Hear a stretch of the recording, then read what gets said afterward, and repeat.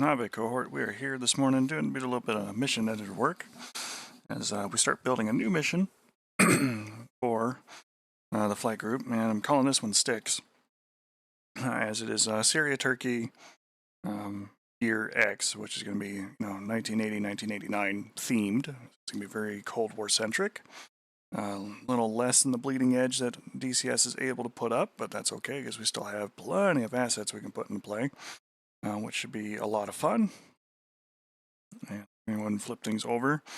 And I just want to point out too that we can encourage all the questions. So if you have things that you want to ask about the mission editor, about what I'm doing in particular, any of the things that are going on, definitely encourage folks to go ahead and do exactly that.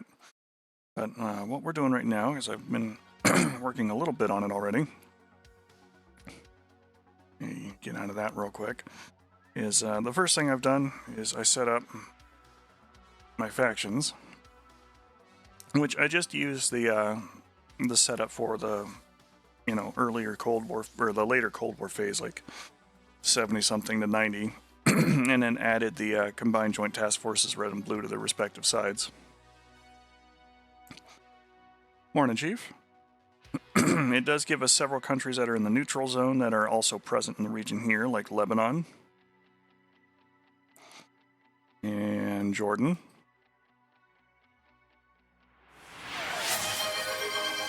Now we're rocking out with some blueberry flavored coffee there, Chief. In my Pima Air and Space Museum mug.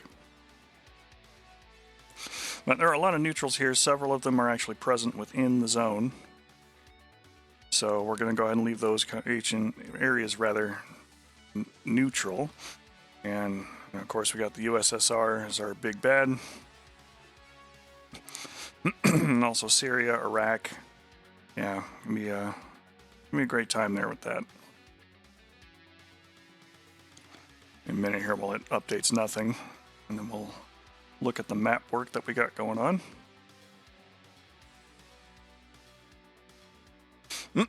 So I'm kind of building this to reflect it. Most of my mission work is going to be focused on the south, which is not a region that we have done a whole lot with for some of our own stuff. A lot of the areas that we've been focusing on have been north out of Incirlik and everything else, because those bases are, they're full-fledged. They've got an ILS system that's present. They've got a TACAN beacon that works. It's all built in. I don't have to add anything for it. And it does give us a little bit of a nice front line with a couple of forward bases, like Gaziantep and Hatay, where I can put some of the slower aircraft. But we do have a lot of helicopter bases out here, which I plan to utilize a few of. I did go ahead and turn them all blue. And I've left most of the neutral stuff as neutral, like this is all Jordan down here. So those are all neutral bases. And of course we have Iraq. Stretches up a good portion of the map.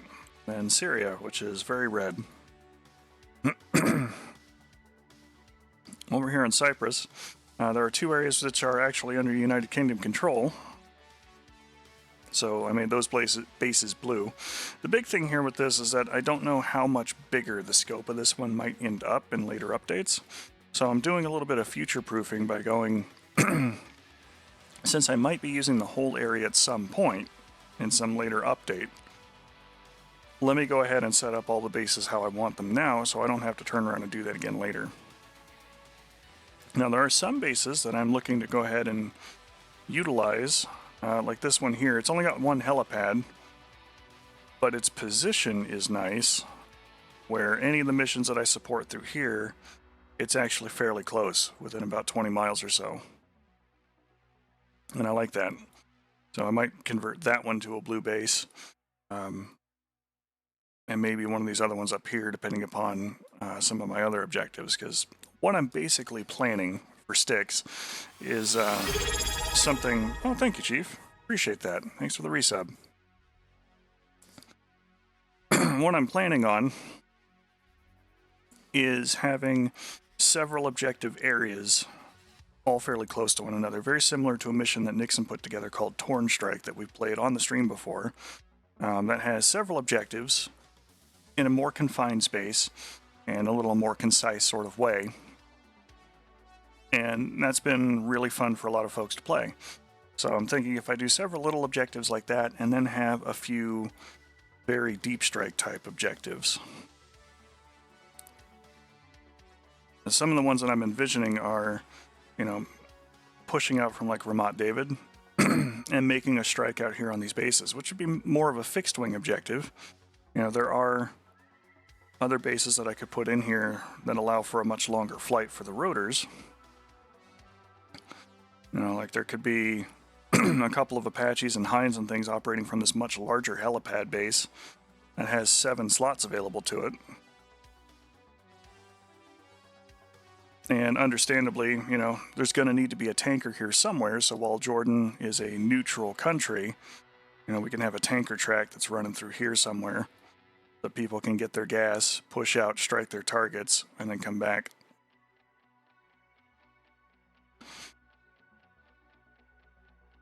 Morning, Jolly. So far, most of what I did between late last night and this morning has just been converting a lot of the area to make it ready for use, and then building out this carrier group, which is a little bit dispersed. It's not all super tight, but at the same time, it's not supposed to be either. Especially because we've got a Tarawa, or we've got some Harriers that are going to be able to take off and do their thing. The carrier, which is going to have a lot of aircraft available to it.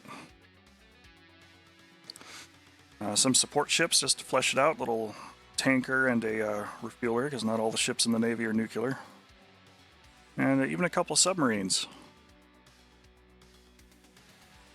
that are out there on picket duty. Moving at a speed of 10 knots, it gives us about 5 hours playtime before they reach the end of their line, which is about what I want. I think that would be kind of nice.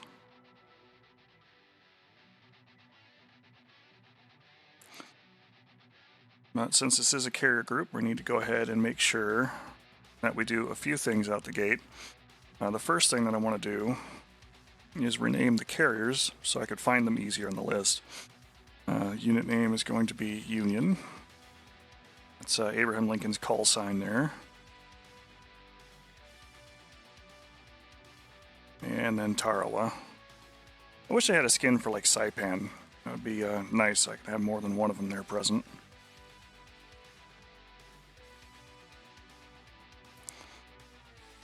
Allow air boss, allow LSO. I'm going to password the air boss to Maverick. LSO station to Goose.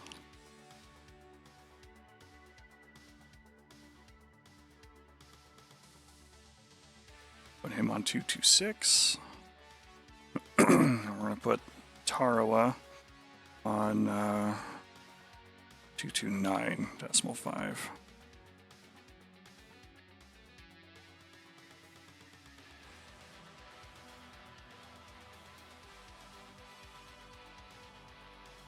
I haven't seen them attack anything yet. I think they're mostly a visual unit, but they can dive. So they got that going for them, which is nice. Just gonna get rid of all of the Link 4 nonsense and things that it pre-builds for it. All right, activate TACAN, channel 72, call sign Union. It's going to be the carrier. Activate ICLS, call sign Union, channel 4 is the usual one that I use for flat tops.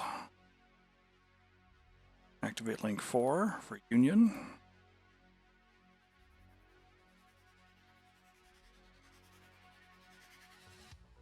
Activate ACLS, Union. Activate TACAN, channel 47 for the Tarawa. Activate ICLS, channel 9 for the Tarawa. So what this will do is it'll actually let the Harrier drivers come up and utilize the right ICLS channel so that they can get landing information off the back of the Tarawa sail for this particular landing position, that little platform. And it makes sure that they don't overlap so that, you know, some Tomcat or Hornet driver or whatever coming in to land on the boat instead gets ILS information for Tarawa, which is less than helpful. The other thing we're going to go ahead and do is we're going to edit. I think I can do the boats individually. We're going to try that real quick just to make sure. I'll make sure the E2 is available. The F14. Yeah, we'll go ahead and we'll do both flavors on that one, I think.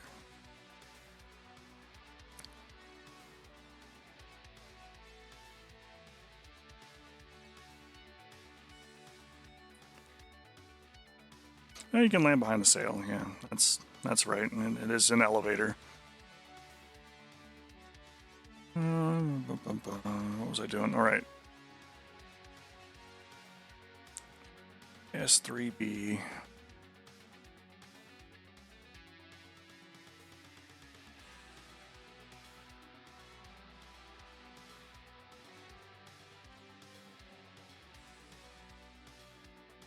Okay.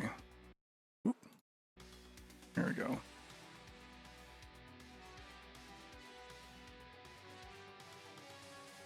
I don't actually want to place an airplane group down just yet. I want to make sure that I can also edit Tarawa's specific inventory. Yes, I can. Clear aircraft.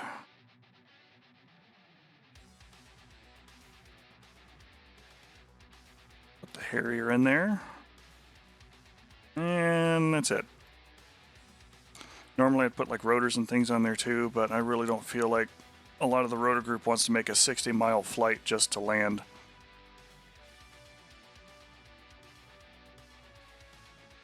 That's not really the purpose for Tarawa. It's there to be a waterborne point for the Marines to go do their thing. And that's good. That's good that I can edit those two independently.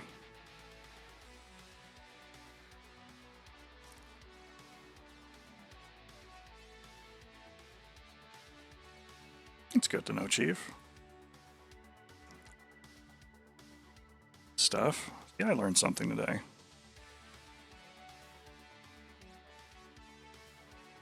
The first objective area that I've been building out, I've got some chieftain tanks here in a region entirely not known for bad things happening. And we're going to make that like a CAS objective. So I need some bad guys to come down here. Ooh, oh, they've got prepared positions. That's cool. Yeah, I think we're going to use those. Why has Siri got to be one of the best maps?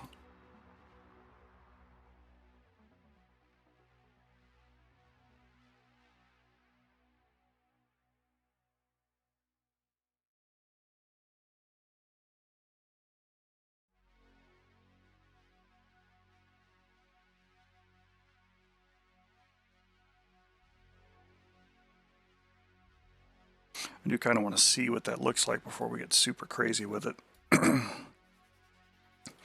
So I know more importantly what I should be putting back there.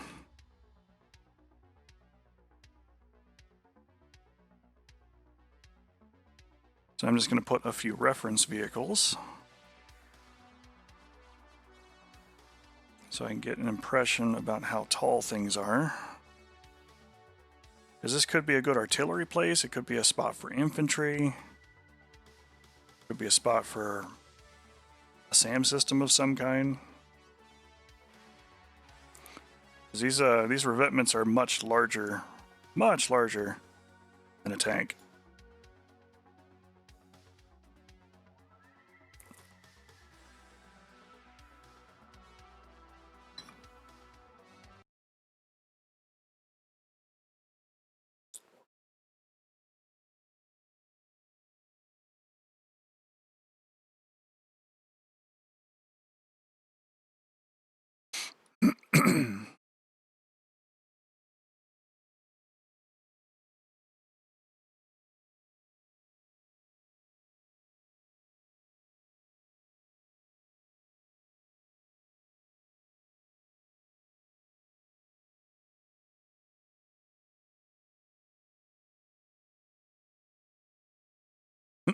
The big thing with the GBU54 is that you basically treat it just like a regular JDAM. You know, you're going to give it the GPS coordinates where you want the bomb to go, but the 54 uses a seeker head on the end of the bomb for terminal guidance. So what the bomb will do is it will fall to the GPS coordinates that you've given it, and as soon as it sees the laser, it will stop tracking with GPS and start tracking with the laser. So it's a way of being able to get that fine precision. But if it never sees the laser, it will go to the GPS coordinates that you've given it. It'll keep following those all the way down.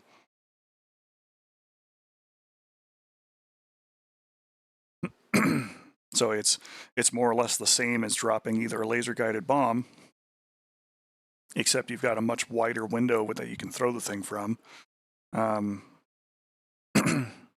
or just a regular JDAM, where it's like, I want that thing to die.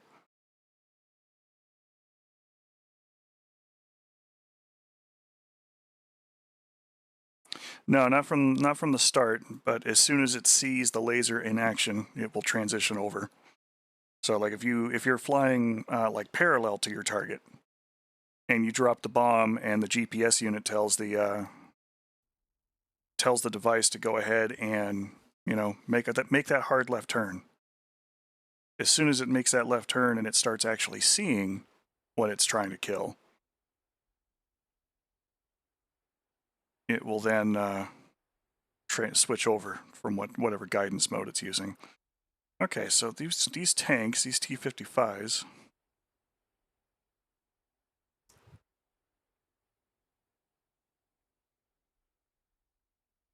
yeah, no, the 54 is a very cool weapon for that.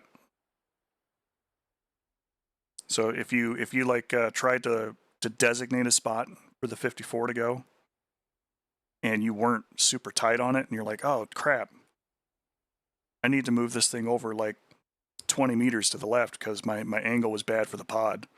Yeah, you know, you give it a zap with the laser and it goes, oh, okay, cool, we'll go here.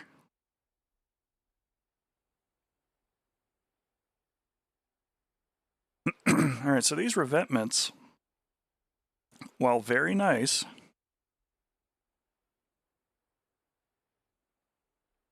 completely obscure the tank's ability to shoot back.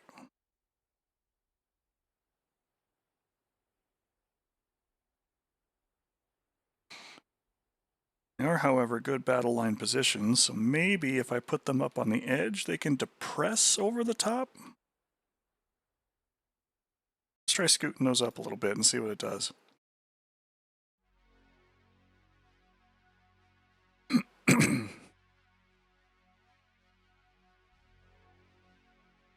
Put him here.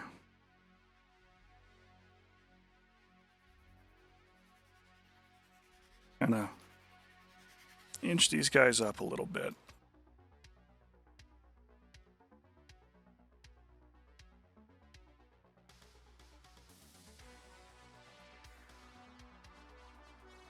Otherwise, it is a good position for artillery and infantry to hide.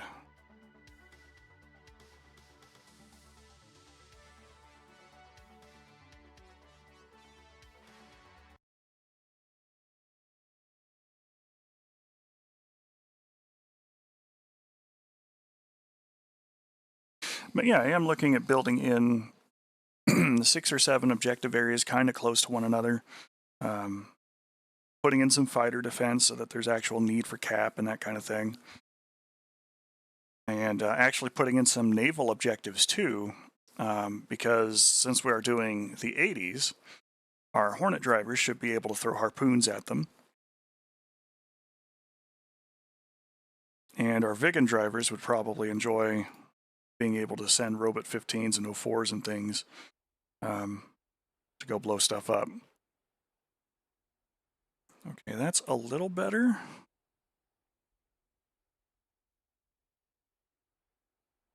kind of aim a little bit down and get some distant targets, that's actually a much better hull down position, I think.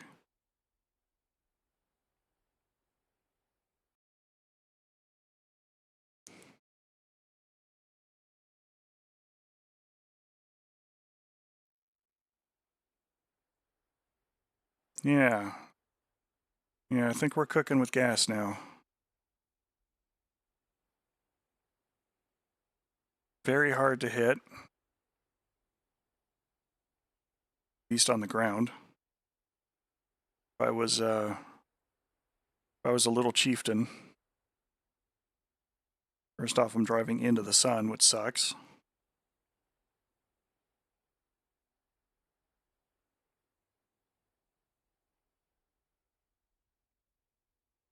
Okay. We're going to give it a field test. These are some of the things that I do all the time when I'm doing mission editing is I'll set little things up like this and then try and test it just to see what they do. So we got some of our tanks are tucked in up here on this firing line. Kind of holding a reserve position.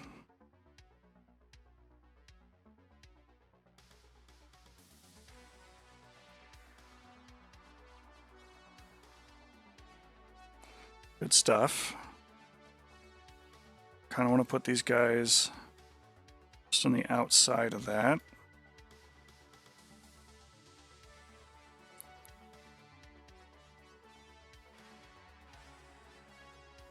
Chieftain Mark III.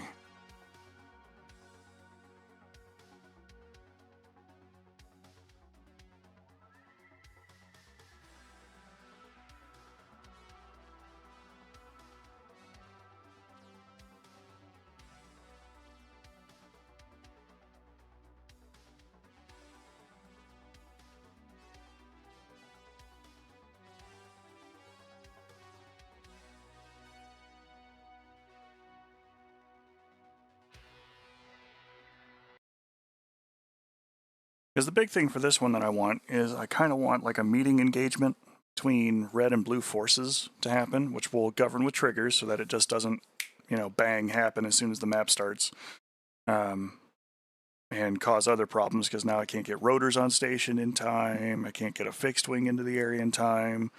Because I think it'd be kind of cool to have a spot for the A-10s and the rotors to really kind of work together and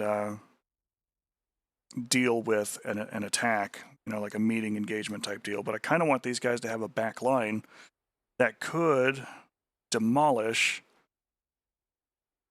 forces that are coming in, which then generates the need to have, some air-to-ground attackers on the field. Just going to bump the time compression up here a little bit.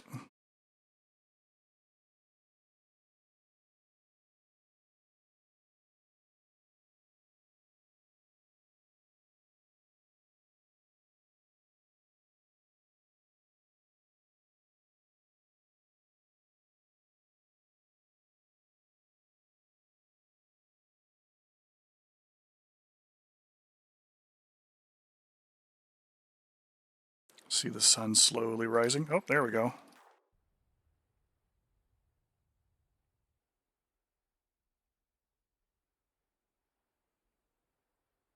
So the good news is they got attacked. The bad news is they got attacked all the way at the point where they've reached the lines, which means that they were engaged from like this close.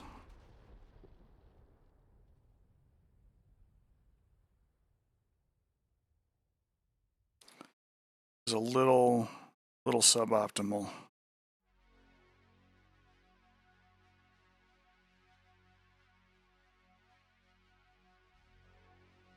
Just want to change this group's position here a little bit. Try and make them attack this line more or less straight on.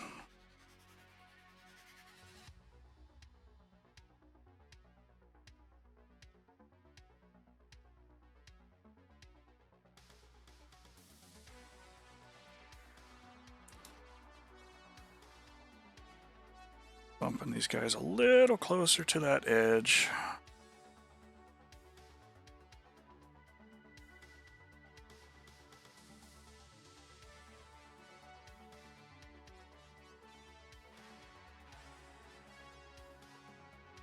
And we'll run it again.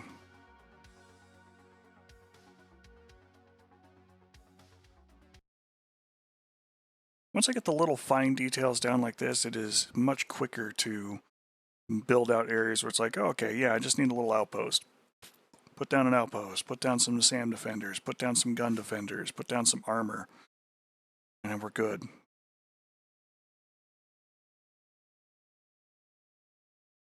You know, building the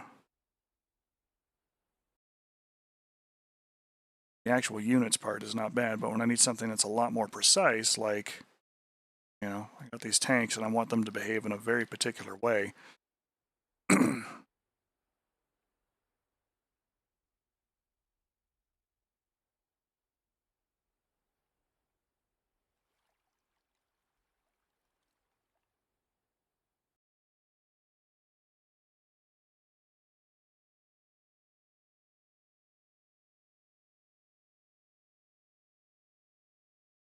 Go the chieftains. Pushing up towards the attack point.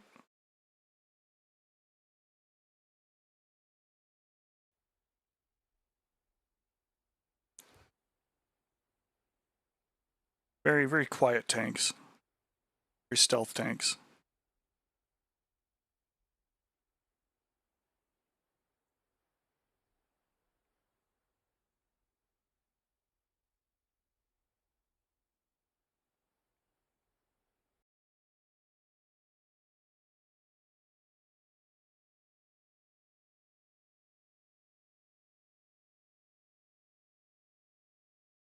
Tanks are universally renowned for their ability to be extremely stealthy. Okay, all right. T-55 saw him.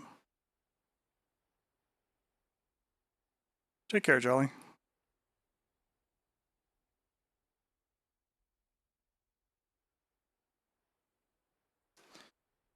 So I'm in a much better range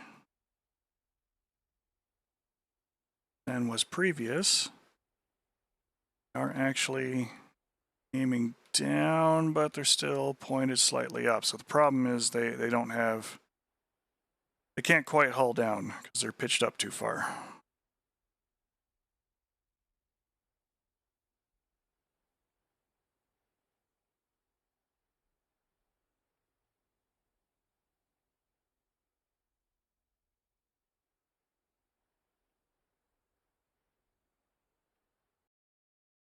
That's our issue.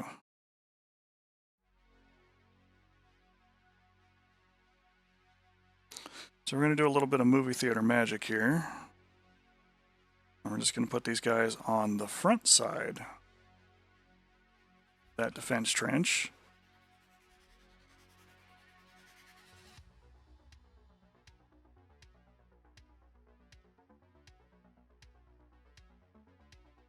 I know what you're thinking, but Pylum, if they're on the front, how are they going to be safe? Well, my friends, we have sandbags for that.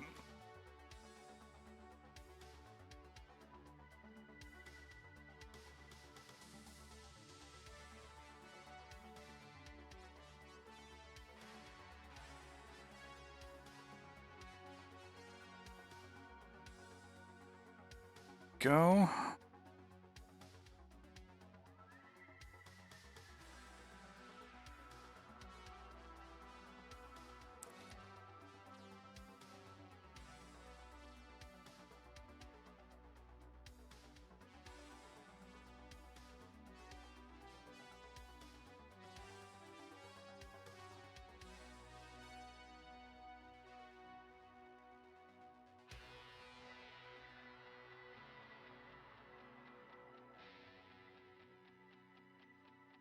So what this will do is it will have me instead change how these things are built out and put, you know, like artillery positions here that can rain down shells as they're fully protected and they got a high ballistic arc that they can throw their weapons at. We could put some infantry and some other vehicles kind of in those trench works there, kind of defending that. We could put our support vehicles like through this double trench line. And maybe a SAM system or something, like a shorter range one to help protect the area. I believe that's all of our areas protected. I'm going to run this just one more time so I can see how this operates.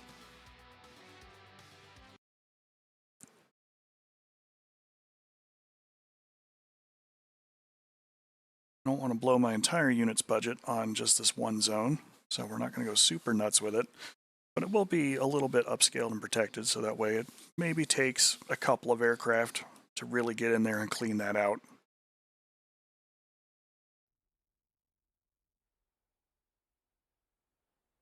All right, so we got our T-55s, our very bold, somewhat foolish T-55s. They're parked on the forward side of their sandbag hills.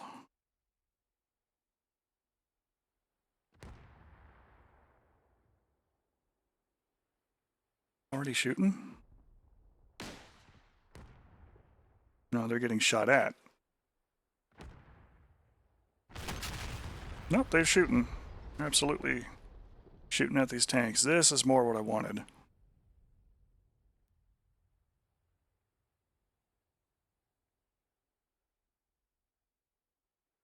Question is, who's doing the shooting? Who saw them first?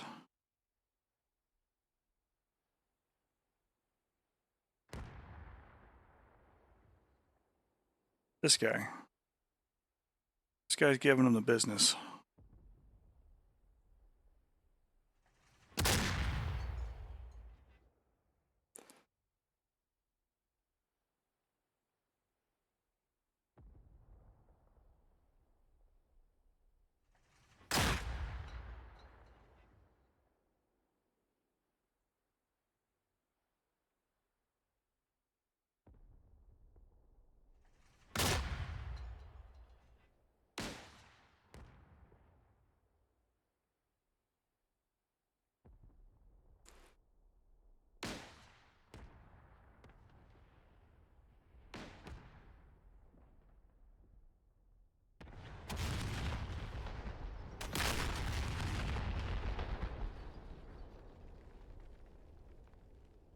Yep, it's going to move through that tank. Perfectly natural.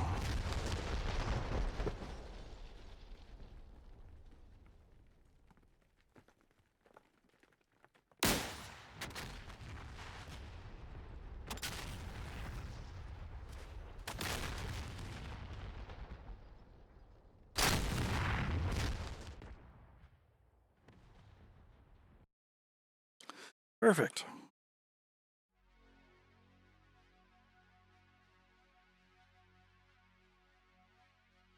All right, so we get rid of our test group now. So we kind of know this works. And I'm just going to leave those tanks in play in those positions. But we are going to go ahead and expand this group.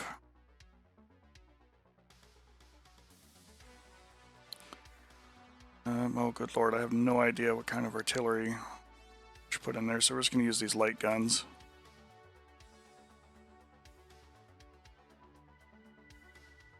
Yeah, I guess they're kind of like paladins, that'll work. Or not paladins, but the like M119 lighter field guns. Let's tuck these guys in here so that everybody can get tinnitus when they shoot these things. Be a good time.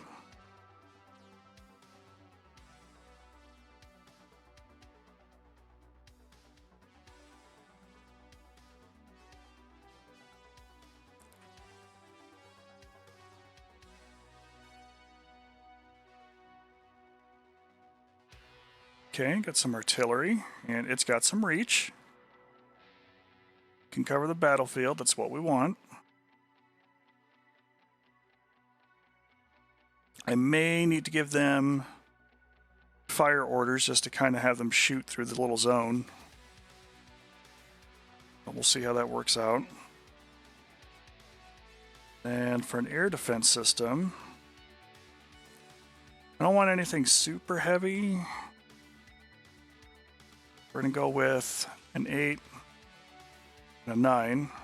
because they're wheeled and they could move just about anywhere. And since it's Syria,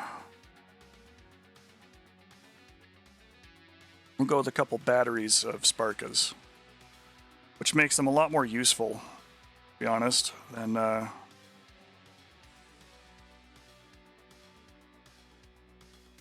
just having them in singles, because a single 57mm gun is it's laughable. I hate to say it, but it kind of is. Now, if you're flying in just about any aircraft, whether it's a helicopter or a fixed wing, and you get yourself dinged by a Sparka, like a single Sparka, either you just didn't see it and it surprised the hell out of you and it gave you the magic bullet, which is possible.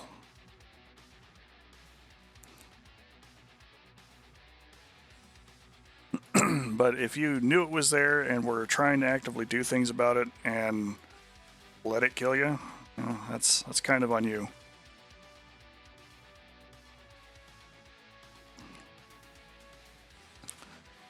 Sparka batteries, I don't want them to be susceptible out the gate, at least, to armored units.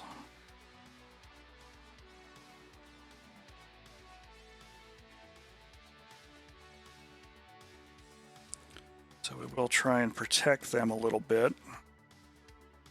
Something other than distance and hopes and dreams.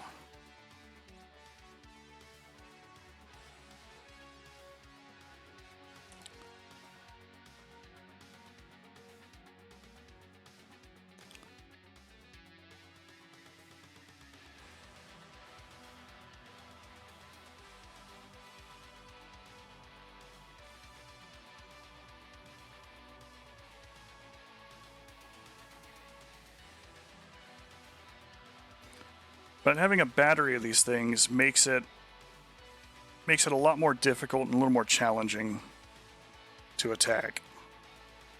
As each one of these guns can attempt to track and attempt to shoot at a maneuvering target.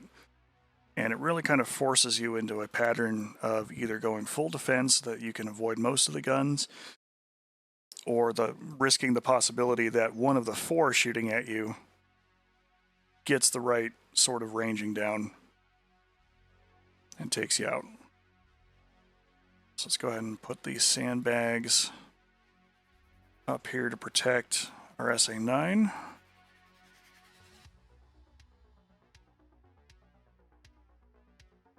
Which might make him a little more visually identifiable.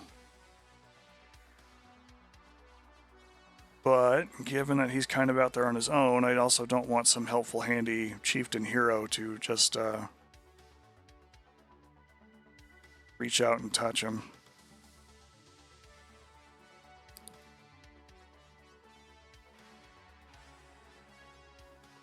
There, we got ourselves a strong point.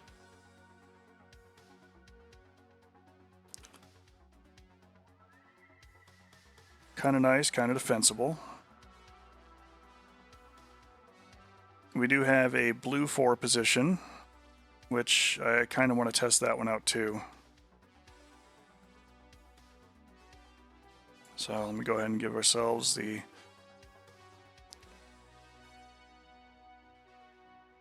Syrian version of what we did earlier. It's a group of 4 tanks. Have them advance and attack. Rather than put them off-road, though, let's just go ahead and put them in line abreast. And we'll see how that plays.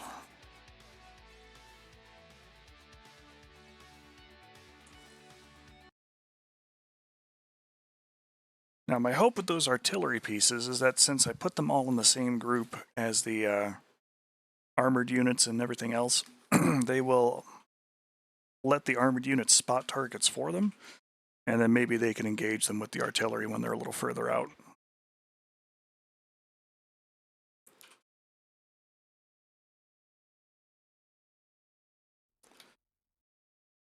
Spectator.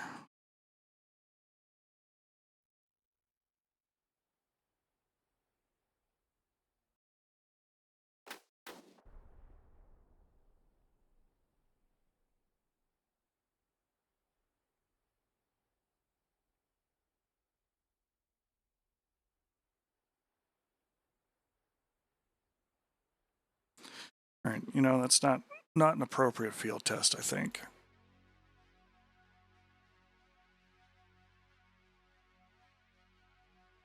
The attackers are going to be much more numerous.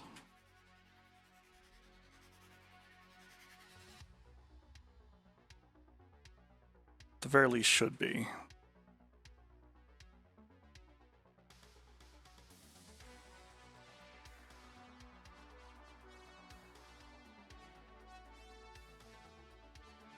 Let's do that.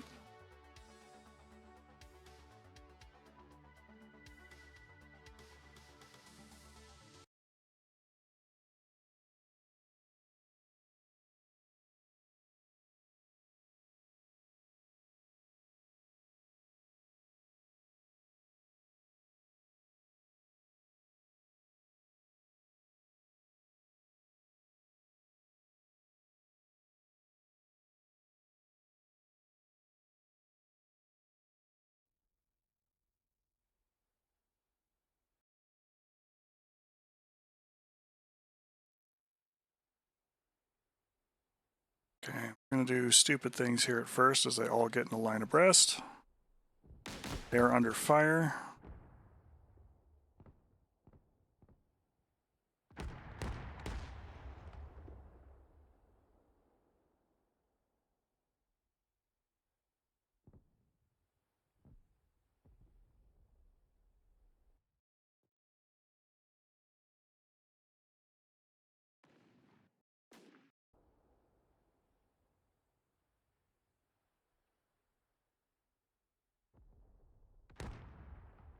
I think the chieftains might have a little bit of a range advantage.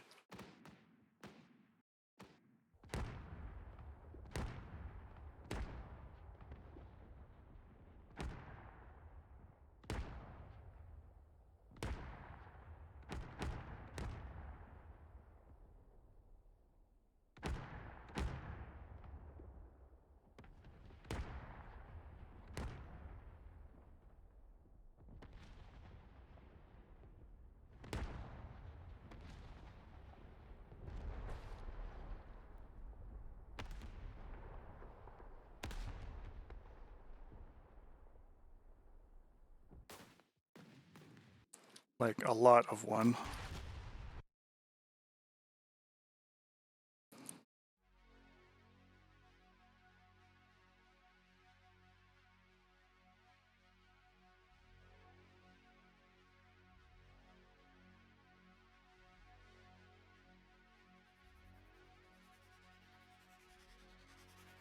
Like a lot of one. Let's start these guys much closer.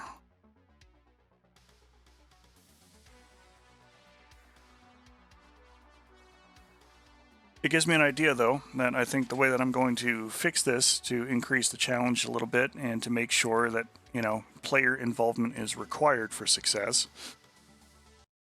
or at least greatly improves the odds of success, is I'll probably throw in an SU-25 or two, or maybe an Albatross or something, to go in there and attack blue units. And, you know, I'll give the blue units a little bit of defense too, like some VADs or something. But really kind of turn that into an active battlefield with air support and things that can really, really turn the tide. Can't go too overboard with it though, because I don't want the rotors to be entirely assaulted by Frogfoot. That said, though, if there's A-10s and AV-8B Harriers in there operating against SU-25s, you know, you can have a little bit of attack aircraft on attack aircraft action there.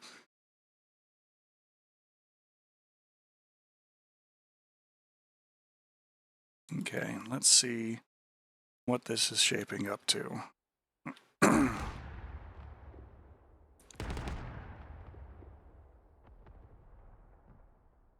The T-55 should be well within the zone.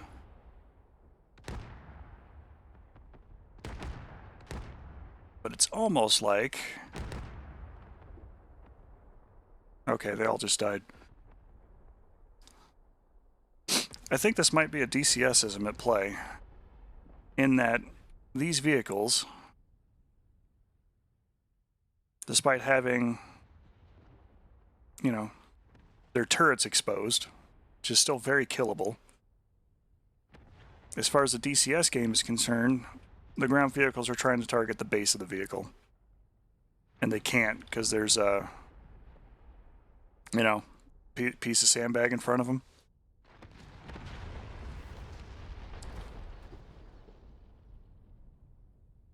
So 8 tanks just wiped out a force twice their size.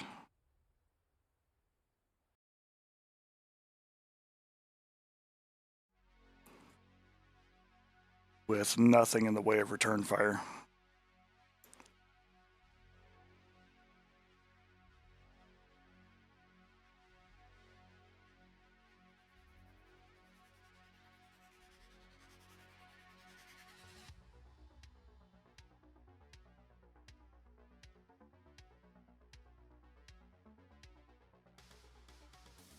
This I'm just doing for the lulls now.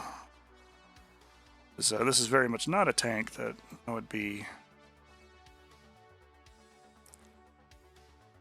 pitching in there on this particular battlefield, at least in this kind of quantity.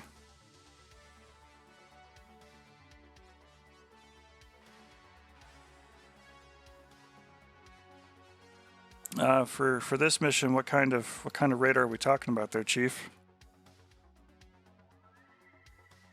It's a little bit late model there for the Apache, I think. Maybe not. Maybe not. The fire control radar might be in the time frame. Do some quick research there when I start assigning pylons and whatnot.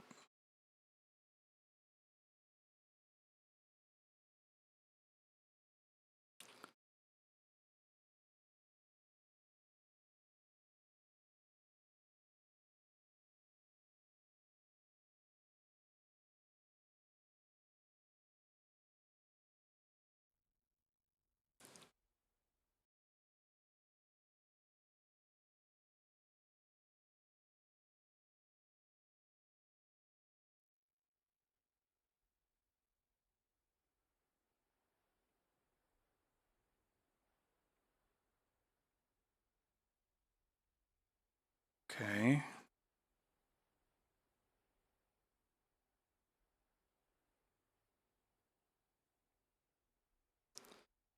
What are we doing, T-72s?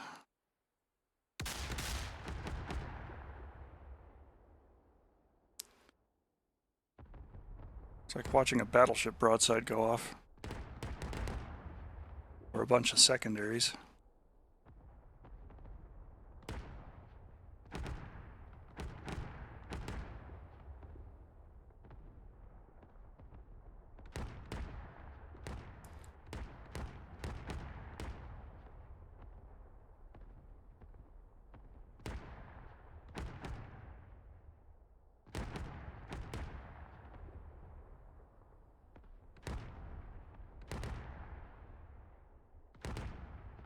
Man, these sandbags are really something.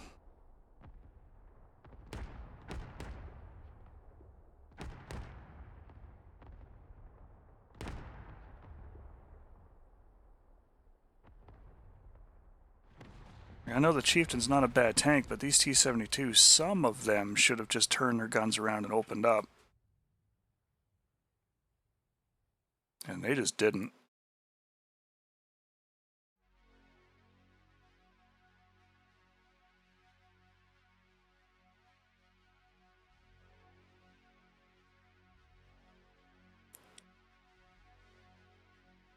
Last test of the zone.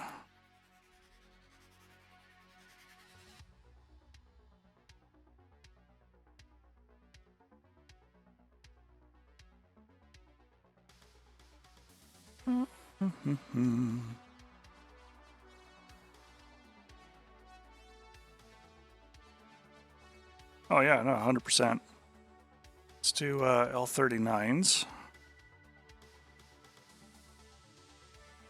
Do the cooler L39.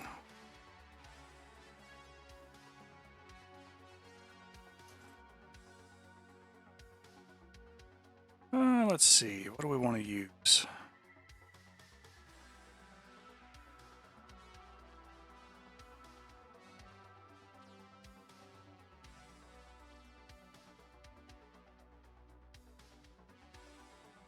Let's do some fabs.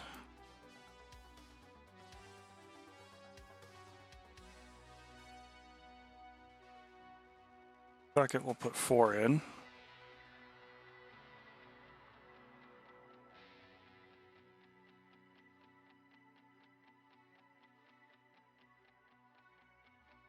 And you know, we'll just leave them on the regular cast tasking and see how they fare. See what they do. No, I'm not. I lied. I actually want them to attack the damn group. Attack group. Attack that group. Use whatever weapons you want. And then just for the extra giggles,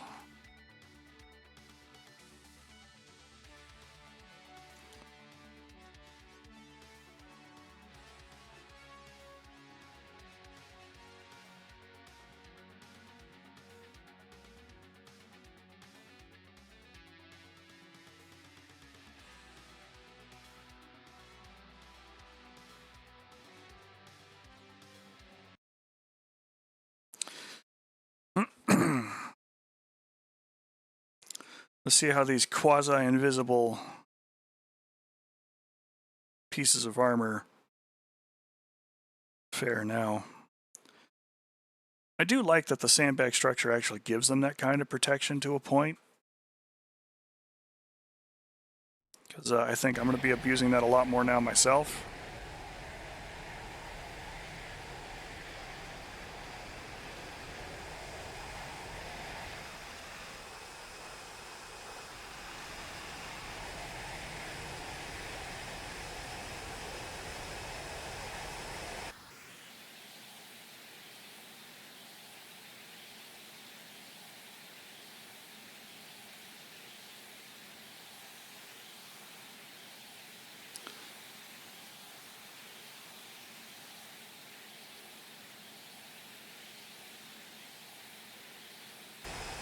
Here's our battle line with the Syrian side.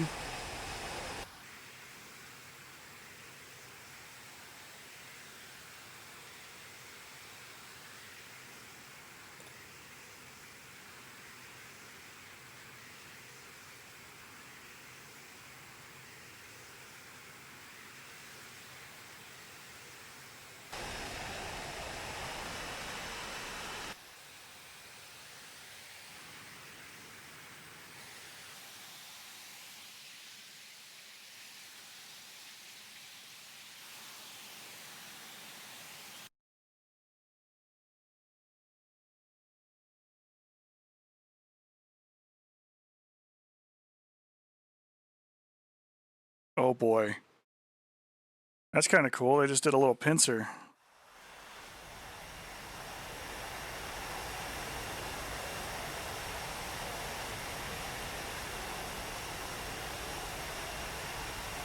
Very cool.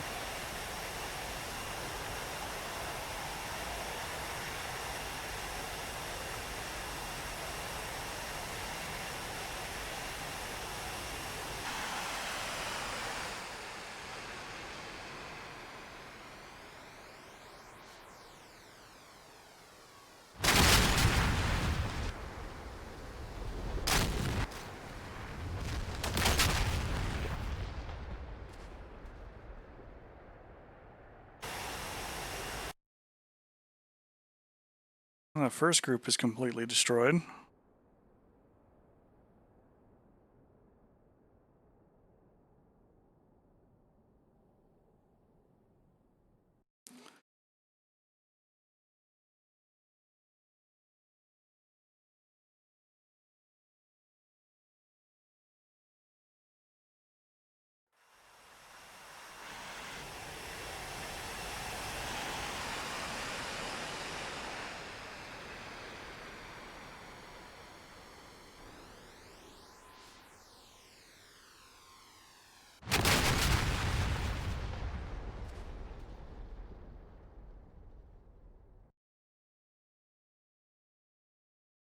All right, 4 L-39s did in fact wipe that group out.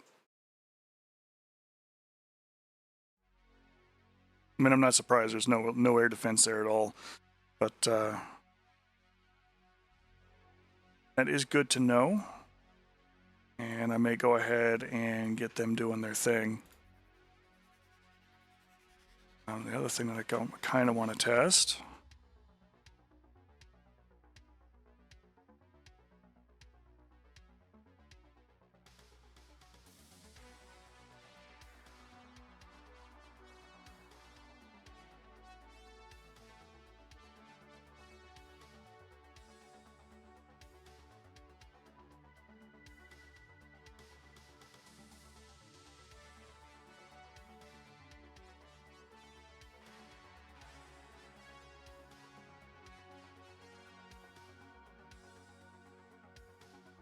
Yeah, I'll probably go with rockets there on it.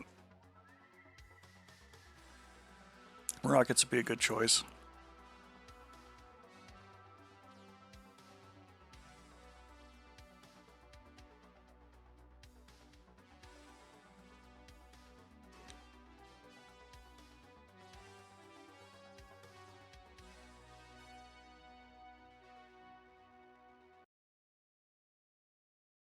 Thinking of putting spawns in there, or triggers rather, to make sure that like within 15-20 miles or so, if there's not an actual air unit, or within 5 or 10 miles for a rotor unit, not spawning those groups. Keep the zone kind of present, but don't turn the units on until people get into it. Right, so I kind of want to see if the artillery pieces do artillery things. Yeah, that's the plan, Chief.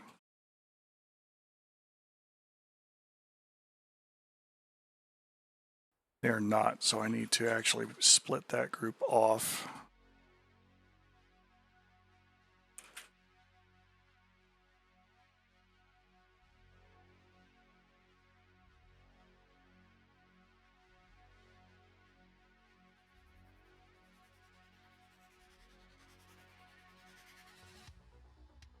Because that is a lot less helpful. Instead, turn them into girls.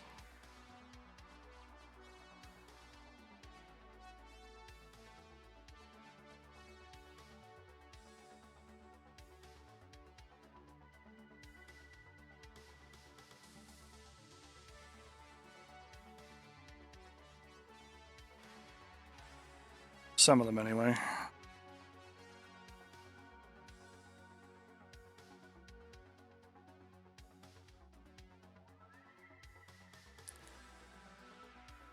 Alright, unarmed. Roll. I guess a gas would be appropriate too.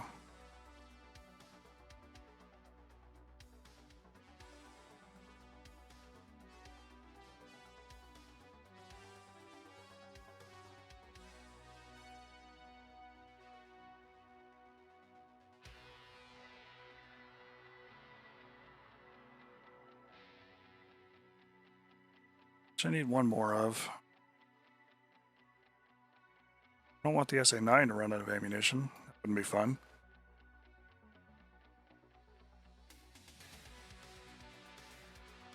Okay, so I need a second group.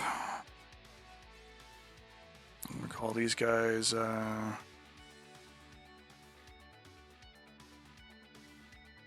Golan Heights objective, already. Now artillery, we're gonna give you the light guns.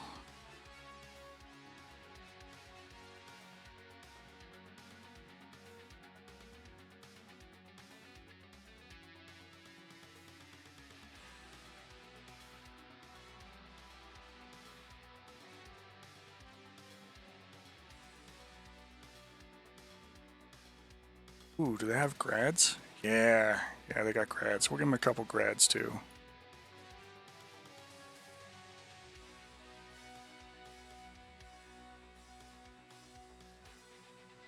Who doesn't like having a bunch of rockets come flying at you?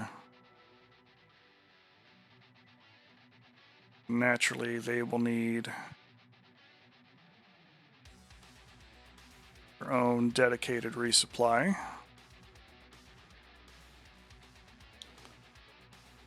That the guns are fed with gun food.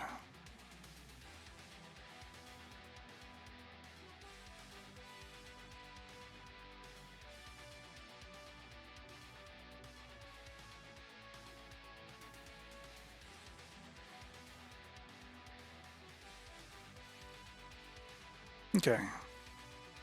Good to go on that. Fire at point.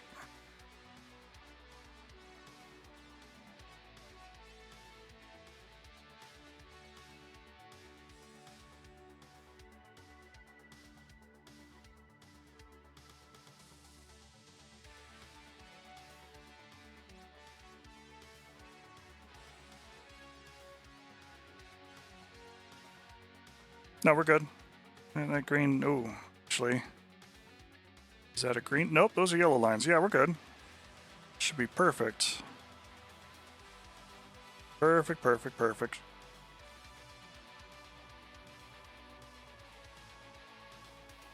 Weapons auto, rounds expends. Let's go at 900. Oh. Okay, let's just clone that a few times.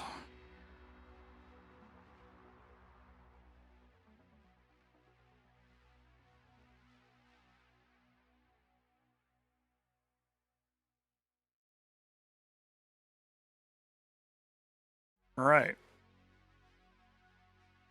See how that plays.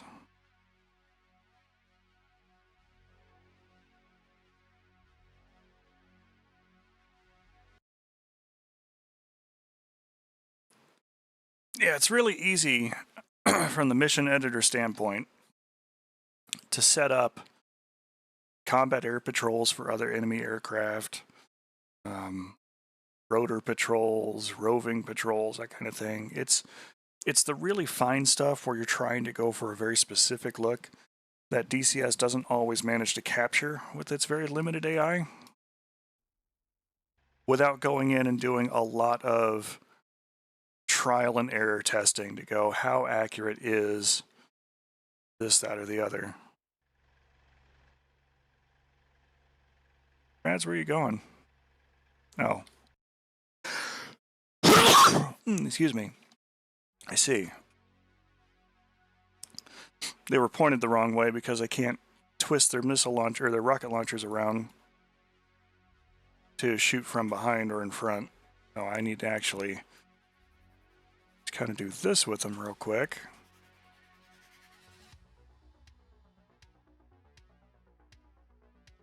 And they should be good to go.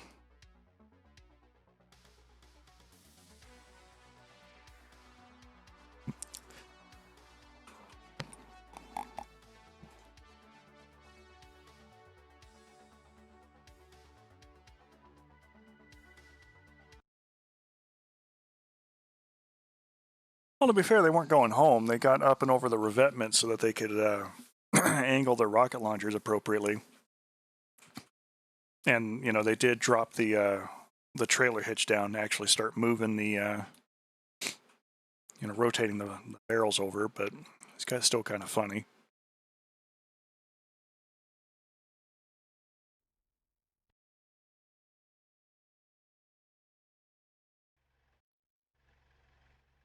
Yeah, there they go.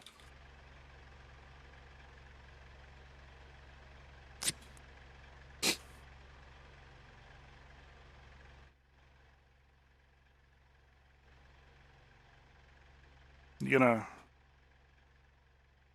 pick the elevation up there, artillery pieces, or is it just gonna be the grads doing the show?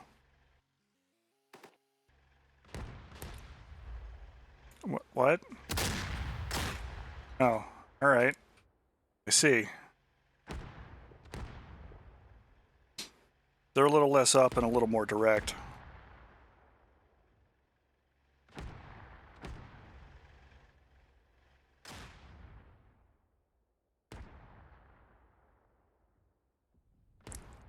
They're fast, though.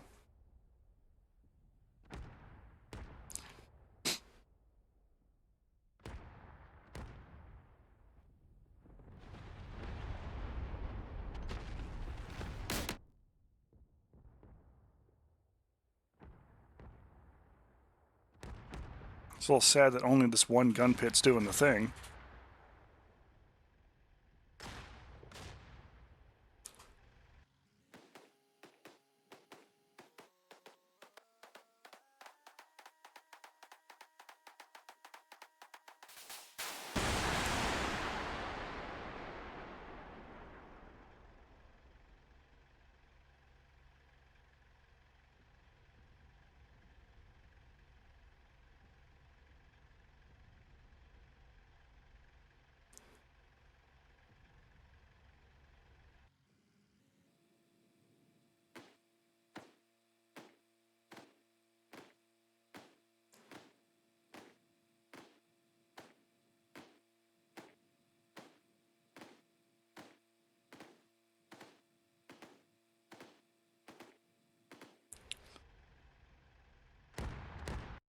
Okay, I think I know what I might do to make this a little bit more dramatic.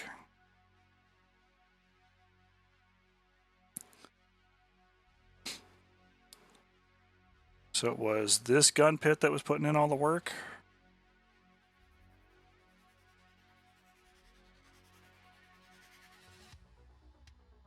Can the mortar reach that far? Way. There we go. Yes, but only just. That's okay.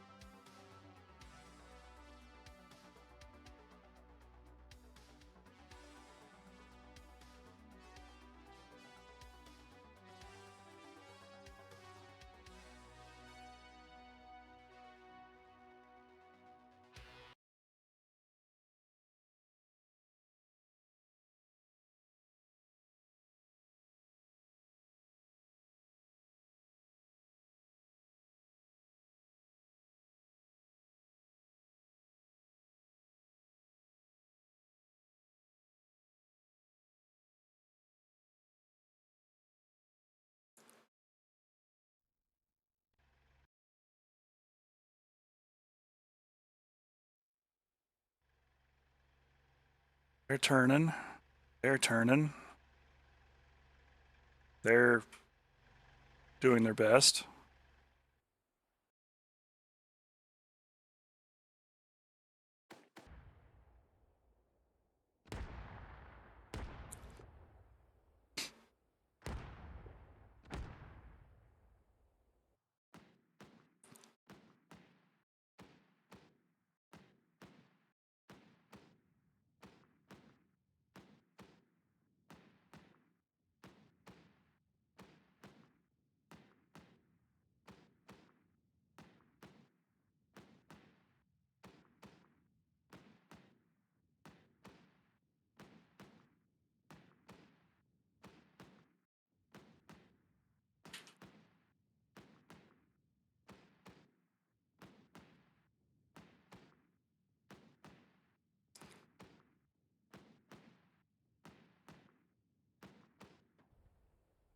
Okay, the mortars are going off.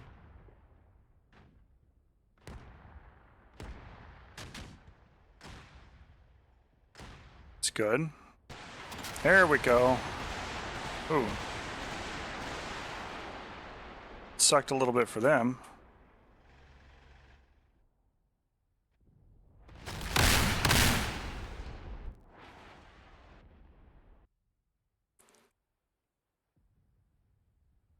Okay, so the second grad battery might need shuffled backwards a little bit.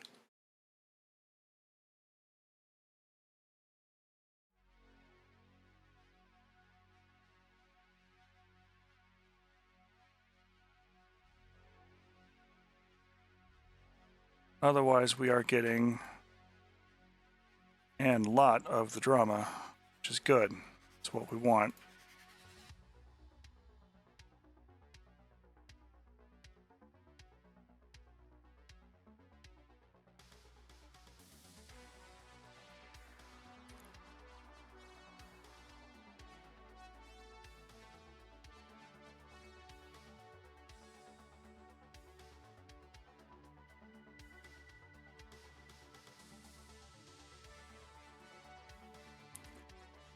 Let's try that, see how it does it.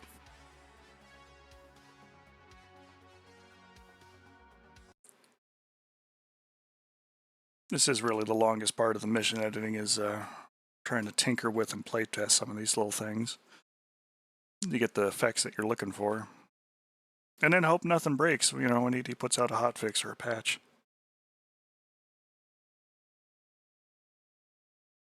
It's a great system. Good time. All right. Spectators.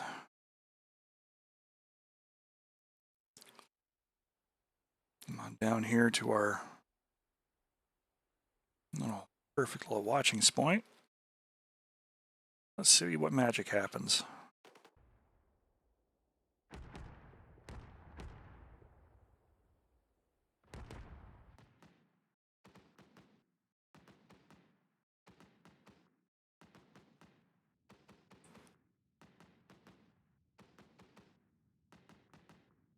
And cue the mortar dance.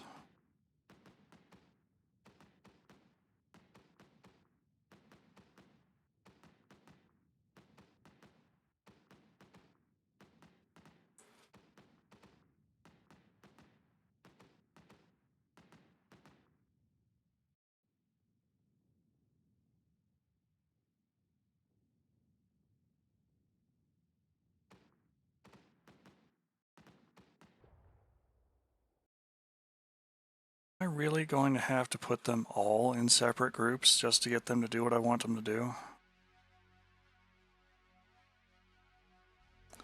Alright, game, fine. I see what you're doing.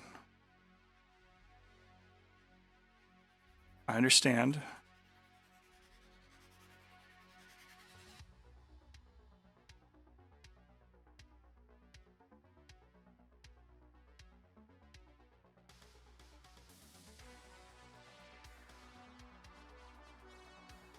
Clearly, I just need more groups.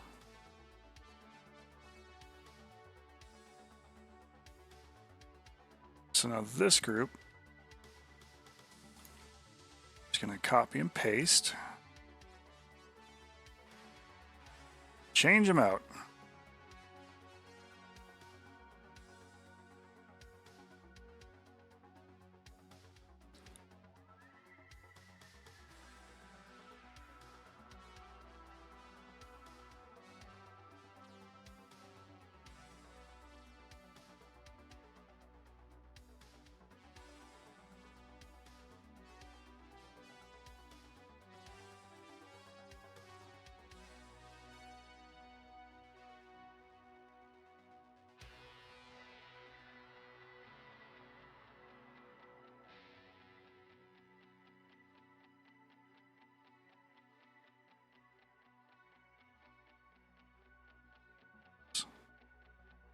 Don't actually, that guy there. Copy and paste the group. Make these guys the mortar pit.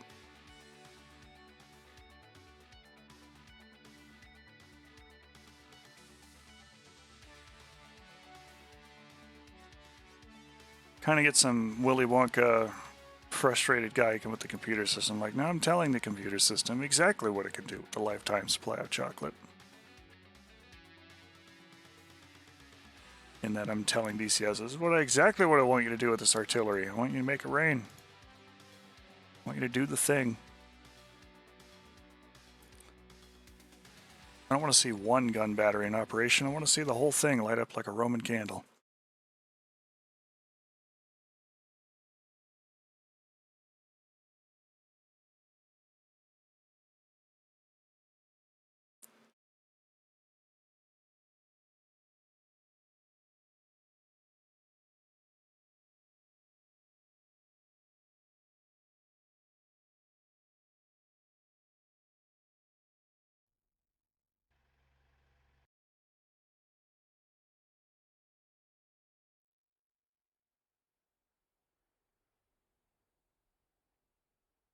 Grads are turning.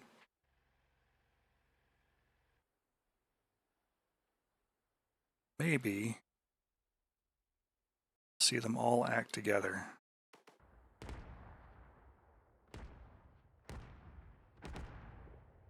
You know, it takes the grads a minute to actually figure things out before they start shooting.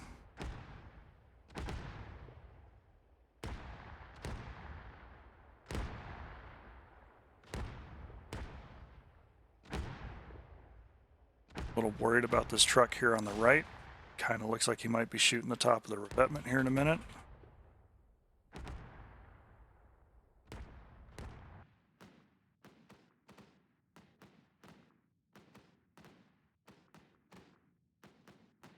Light artillery guns are super quick though. That's good to know.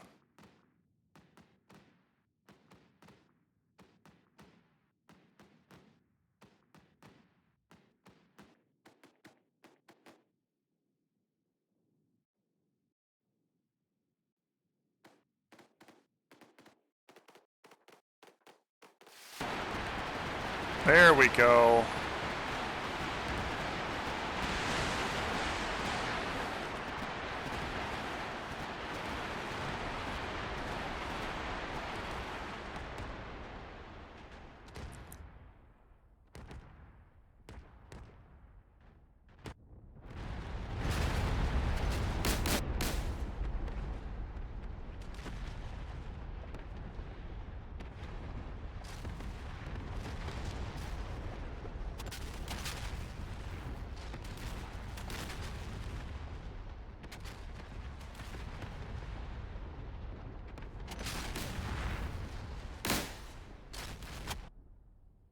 Somehow the river's on fire.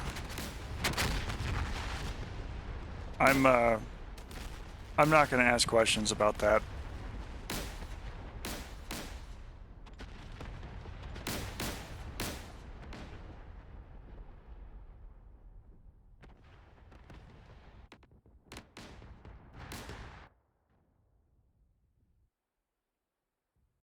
I'm just not.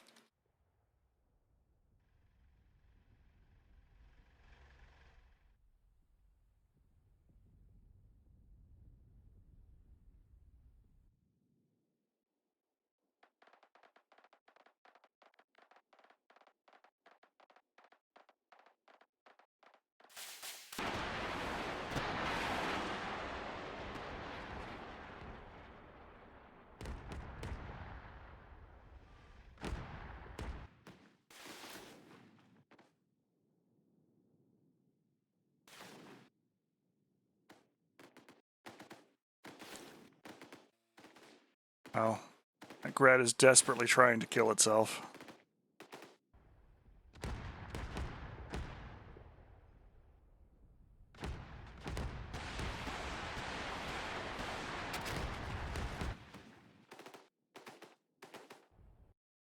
Alright, so I need to move him a little bit, but not very far.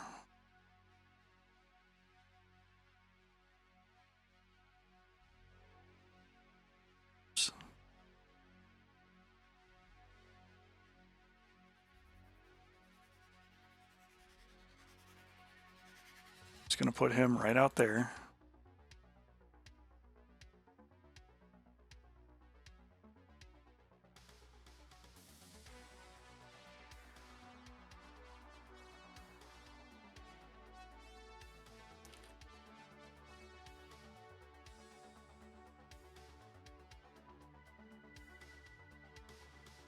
Yeah, I think that'll work. I think that will provide a lot of the effect. And there are, quite a few units there, but I'm anticipating that'll be a good spot for the rotors to really kind of get in and clean up. Especially because a lot of these targets are, if I call in a fixed wing and they just kind of roll in a straight line down through here and just drop snake eyes everywhere, it's probably going to deal with the problem.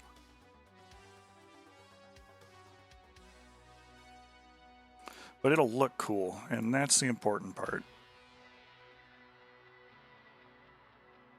Looks cool, plays well. Hopefully it doesn't cause a serious frame drop.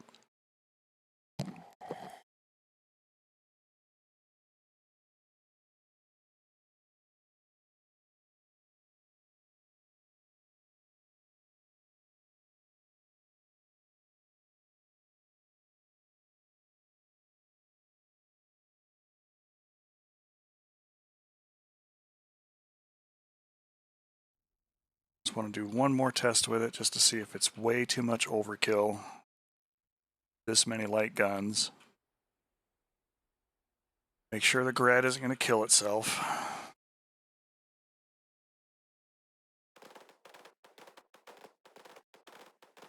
Okay, that gun on the far left is not doing anything.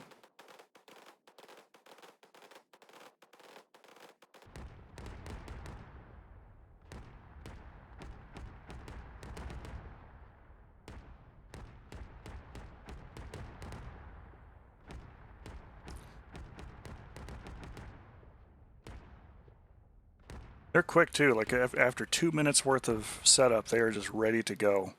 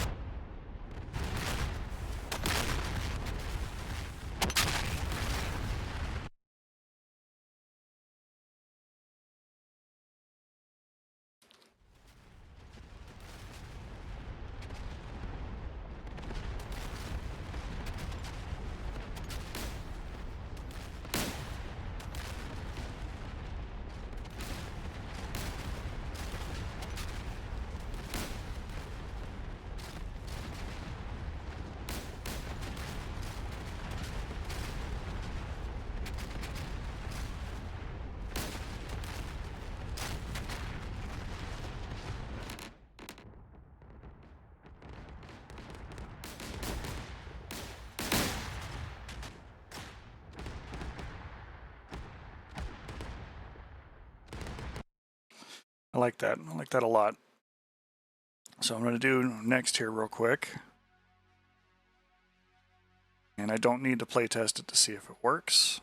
I know this gun wasn't doing anything, so we're just going to move him up here. Seems to be the reach to work the magic.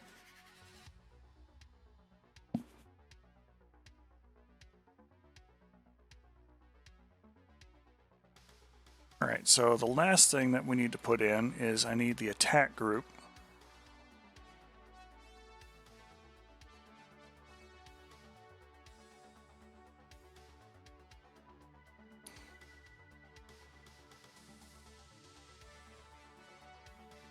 That's basically what I'm looking at there, trigger, or not trigger, but chief, is I'll put a trigger, that's where I got those wires crossed, that will activate the group as the rotors get within like 5 or 7 miles or so.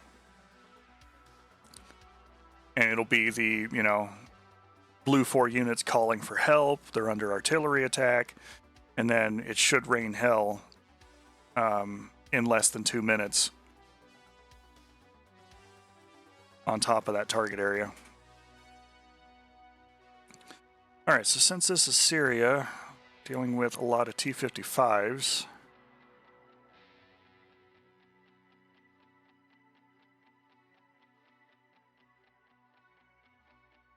since we also know that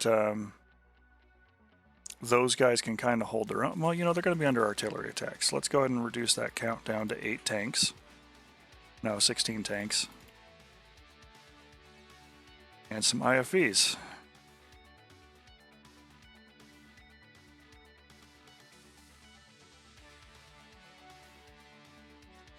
Yeah, okay, yeah, somewhere between 5 and 10 miles. That'll work. Maybe 12 miles.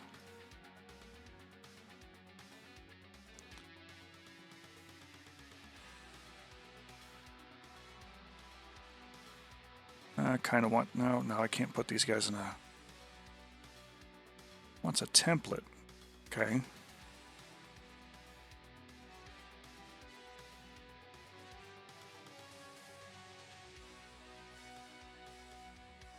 Let's do a diamond.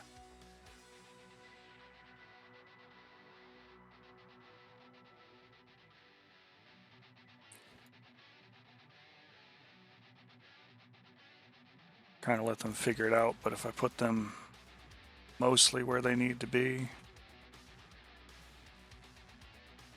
They should be able to get into position and start moving a little quicker.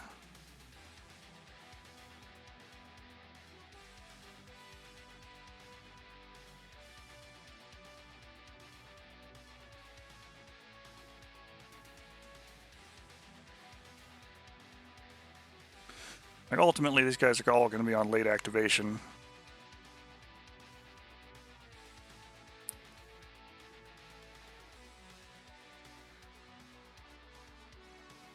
But for now, as they are,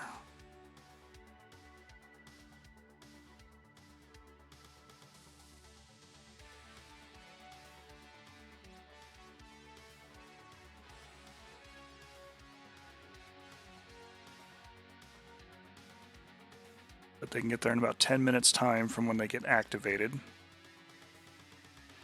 which will be a good time. And from deeper back in Syria,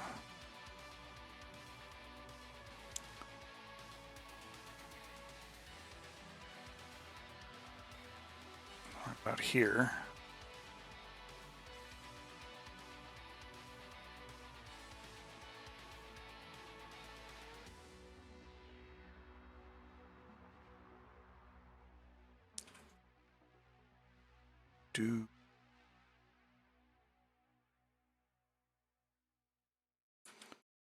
trick here though is, do I use the L39 or do I give him something a little chonkier? No, I'm going to give him something jankier. That's what I'm going to do.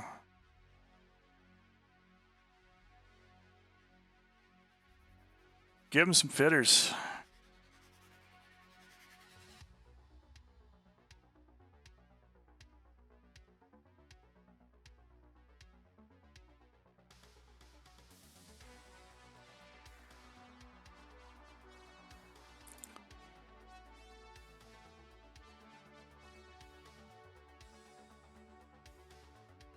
Make it a pair of aircraft.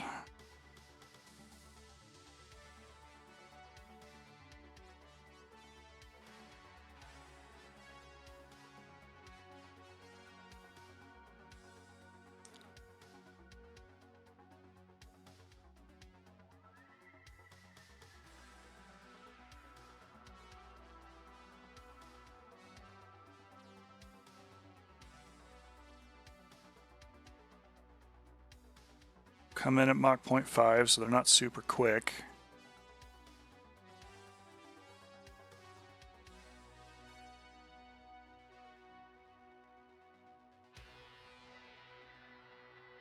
Give them unlimited gas, because otherwise they'll just go home. Don't want that.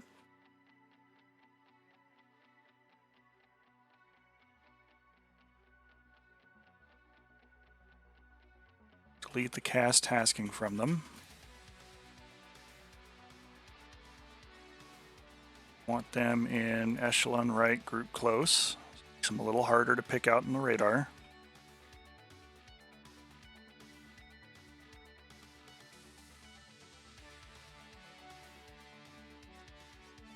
We'll allow them to engage helicopters. And we're going to give them a zone to look at that will encompass both the blue 4 areas for them to attack and red 4 areas for them to defend.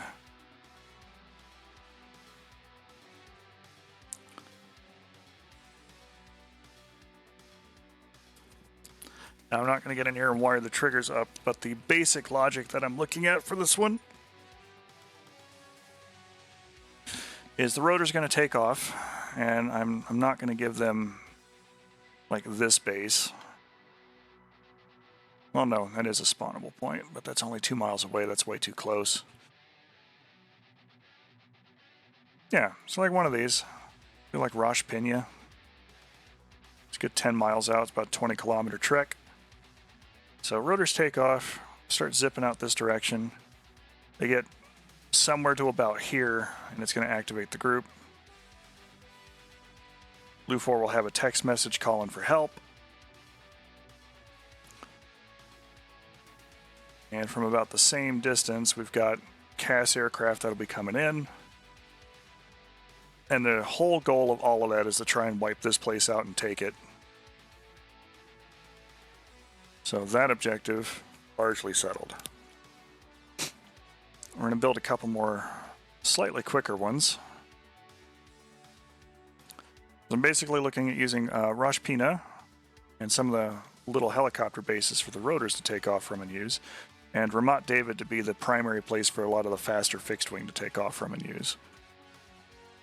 Of course, they can land at Kiryat, but it's a very short field. By comparison, it's only 3,700 feet long.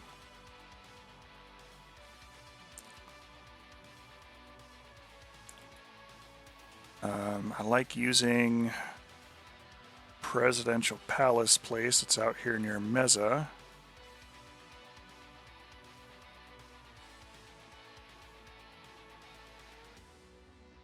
Yeah, here we go. And we do have... Can't remember if that's a town or if that's actually... Oh, no, it's the home of the 4th Armored. Okay. We put some serious kind of chonky things there. We're going to make an objective here.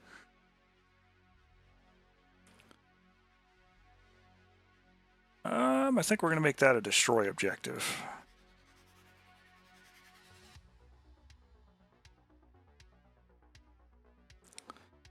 Main objective being to actually bring down the palace structure. So it's going to need some defenders.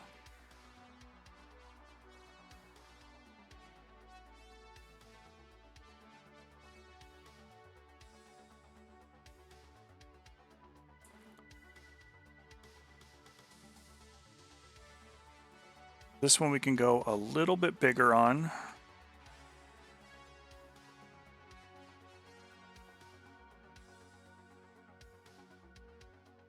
Not a whole lot of good places for SAMs on it because it does kind of sit on top of the hill. So for defense SAM, I think we're going to put it on this hill.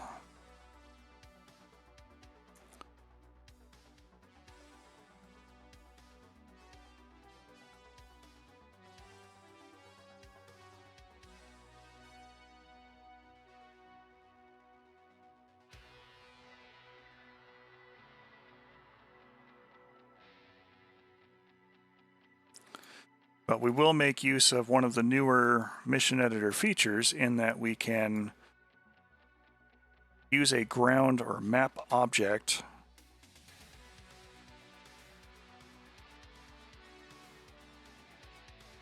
so the destruction of the palace can actually be the objective.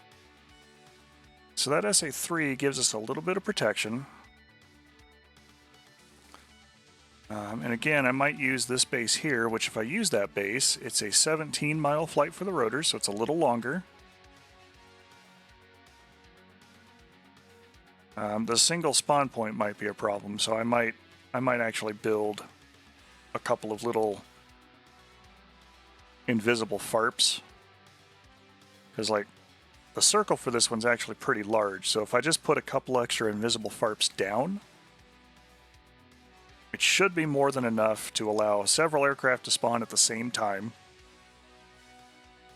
and take the benefit of being able to use this zone. Let's go ahead and flip that over to blue so I don't forget about it later.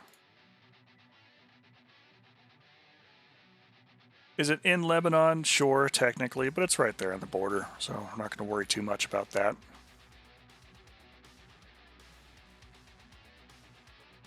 But since this is the home of an armored division, I do kind of want to see what the terrain up there looks like.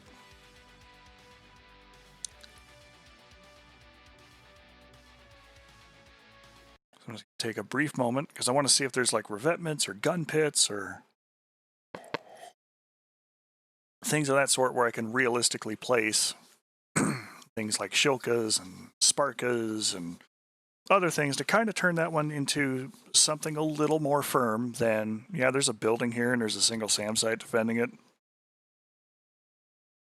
You stand somewhat decent chances of being able to kill it with strikes. Like I don't want that. I want it to be a little more challenging than that.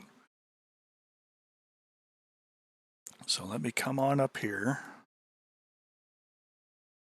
Get into the zone. Let's see what we got. So we got a lot of barracks buildings. Could put a little bit of ground vehicle coverage there. Circular structures are these bunkers and not gun emplacements.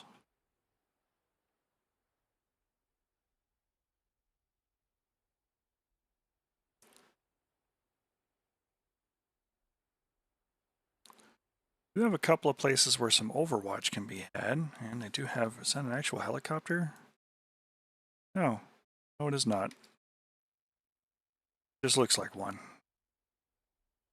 Like an unrestricted landing pad at any of the rest and relax stations. But if we come on out here, our SAM site, it's got some decent fields of fire. And it's got a couple of places where it's a little protected that you could come screaming at it from low altitude and do a little pop-up and rain hell, which is good. So our pilots do pilot things. But it will allow us to attack this facility, bring it down.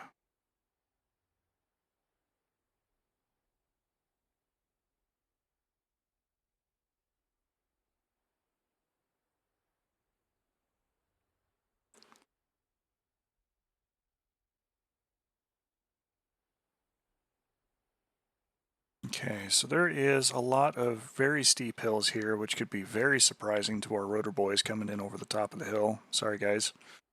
And being surprised by very close range, very pop-up gun platforms.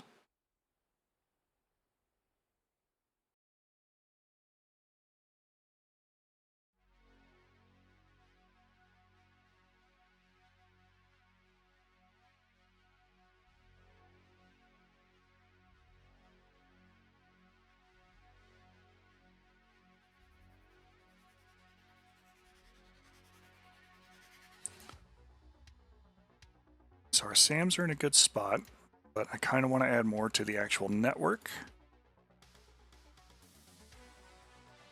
Because I feel like since this is like a seat of government type position, they should probably have some better defenses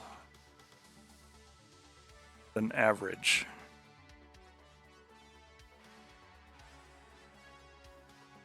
Especially because we do have weapons like harm available. And, you know, quite honestly, like tagging a low blow or a straight flush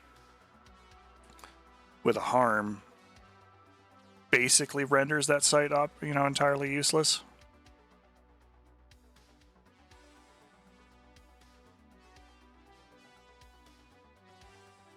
So since that is the case, make it a little chunkier.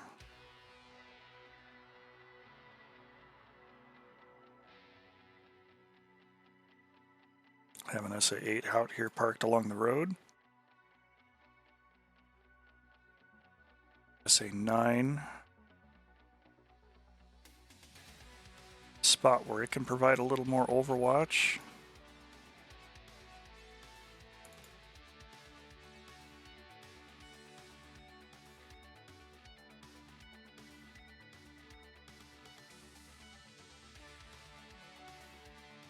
A couple of man pads, but we're going to use the more basic Igla.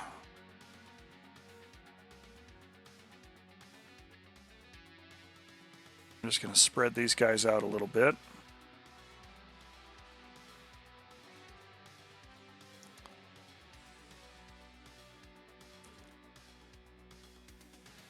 Kind of like the idea of them emerging from the bunkers and taking up defensive positions, so we'll put those in there.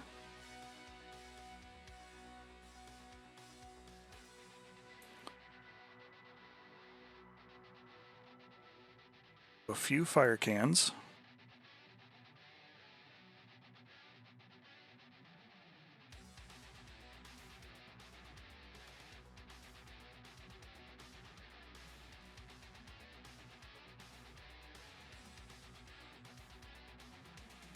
careful with where we place some of those.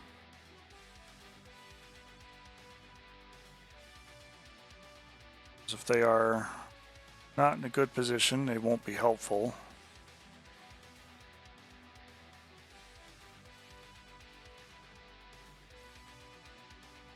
And give them some KS-19 guns.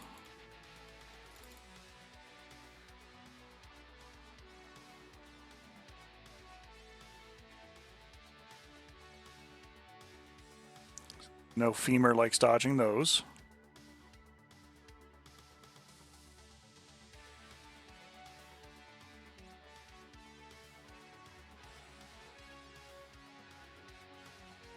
This will be a little tougher nut to crack, but the idea is that we're all attacking it together. And I'm also counting on the Apache to do Apache things. And on Nixon to have a better than average day flying the Hind.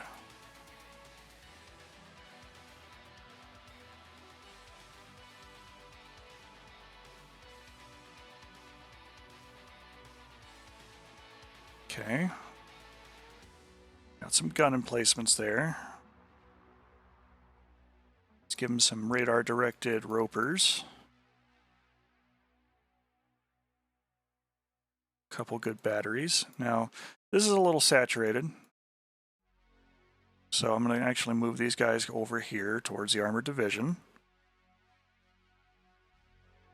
Which, while it is mostly a tank place, these vehicles are a little more tank adjacent. It makes sense that they'd be here. Just in case Blue 4 tries to do something stupid like, you know, attack this place.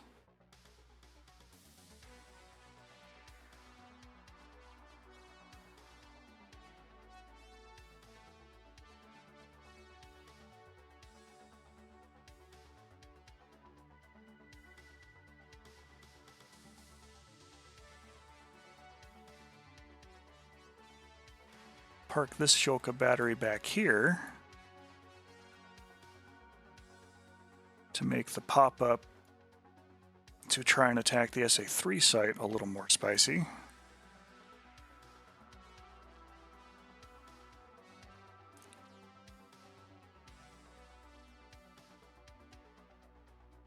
Okay, so we got some very adequate coverage and a partial, slightly offset radioactive symbol going on right there. Protecting the presidential palace. Good stuff.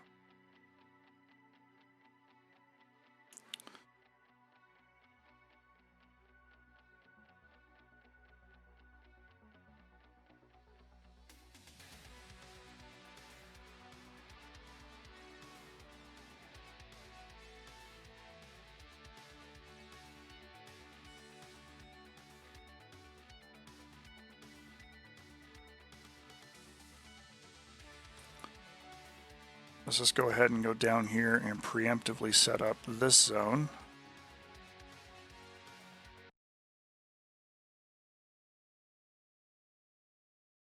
$65,000 is 20 kilometers. Let's see what that looks like.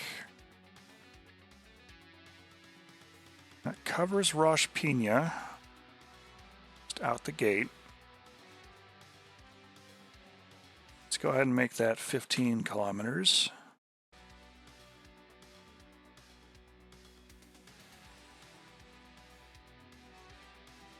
That's better. I like that.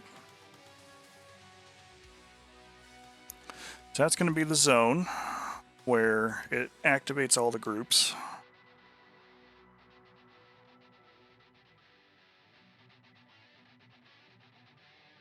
For that particular area.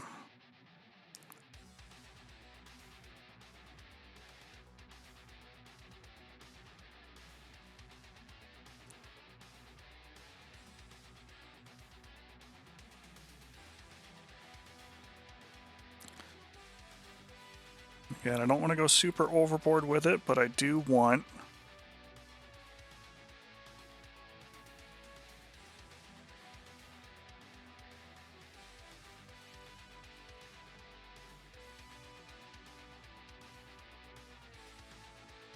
I do want some defenders here.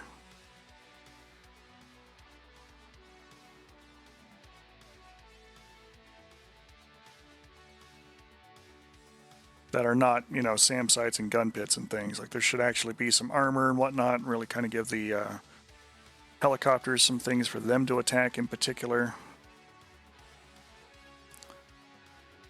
Hopefully make it feel a little bit more alive.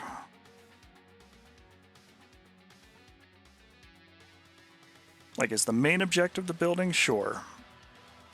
Absolutely.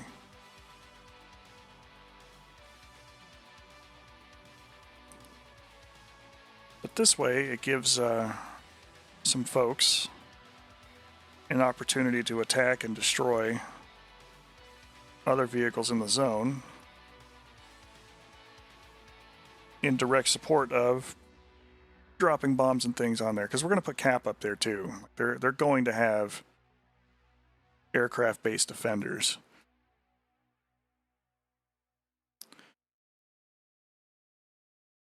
Now, can a Kiowa get in there super sneaky-like and paint the target so we can just drop GBUs from orbit? Sure, but that's why the SA-6 and the SA-3 are there. This is one of the design languages that I use for getting a lot of this done is the concept of layers. Layers of defenses, things to peel back. Like, I want there to be a main objective for blowing something up. Great. We got that building. We're going to blow that building up.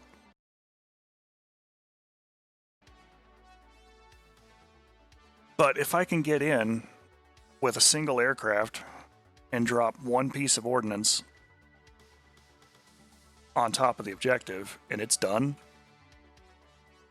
why do I need the rest of the group there? So if I put in, you know, some cap aircraft, then, you know, the strike package either has to make the conscious decision of I'm traveling with just a pair of bombs to deal with this one thing,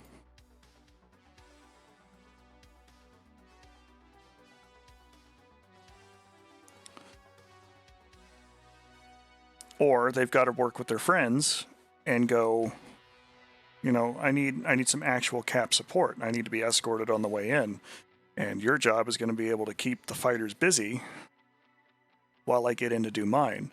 And since we got these SAMs here, now we need somebody else. And it could be the rotors if they're on station and they're in the right position. Like, it is possible very easily for the rotors to actually get in here and take out the low blow, knock over the straight flush. You know, if they see it, if they know what's up, if they know what's going on, they can get in there and do that. And, you know, if that's not the case, then you could have an F-16 or a Hornet, or presumably even a later model F-4 once we get those available, come in and pitch a harm or a standard or something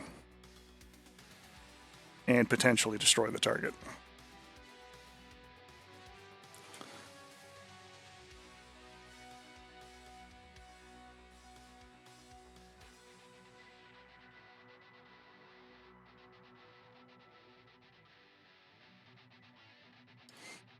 But the odds of being able to do all of those things at once in a 1980s environment, which is the big key on this one.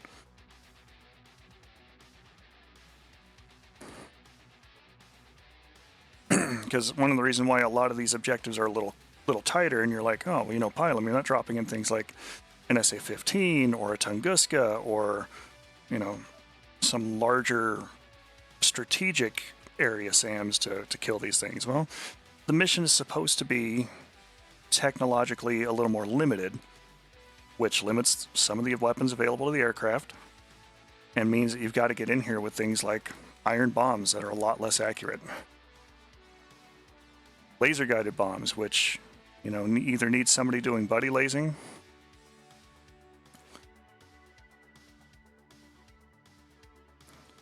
or some interesting targeting pod use, or rockets, you know, things like that. was like, oh, but you got all these fancy toys that you can use. Yeah, no, there's a time and a place for that. I like using fancy toys. I wish my fancy toy had an update. Because, you know, Razbam needs its money.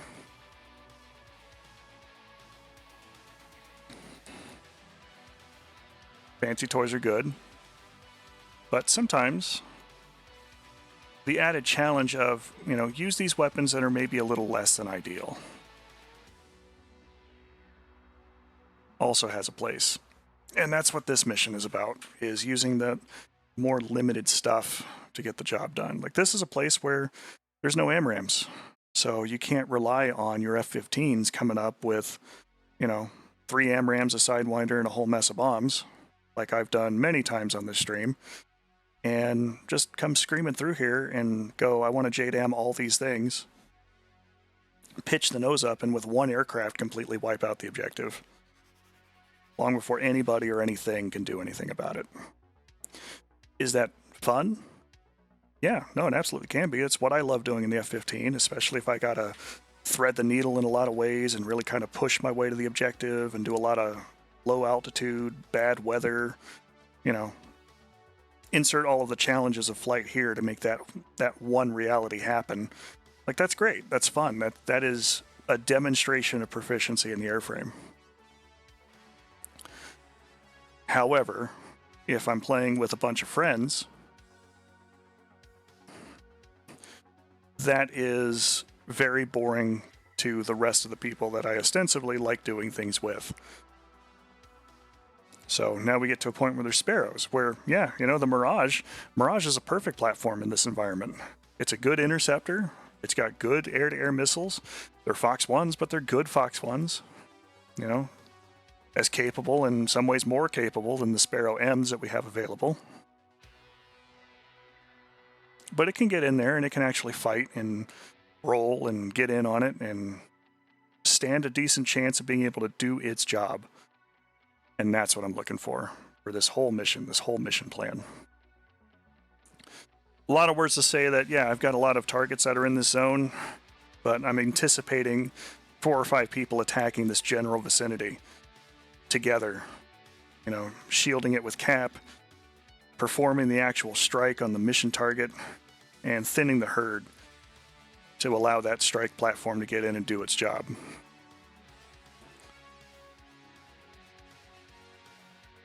Now, since this is the Palace, the opposing cap is going to be some top-of-the-line sort of fighters, which in this case is going to be the very robust MiG-23.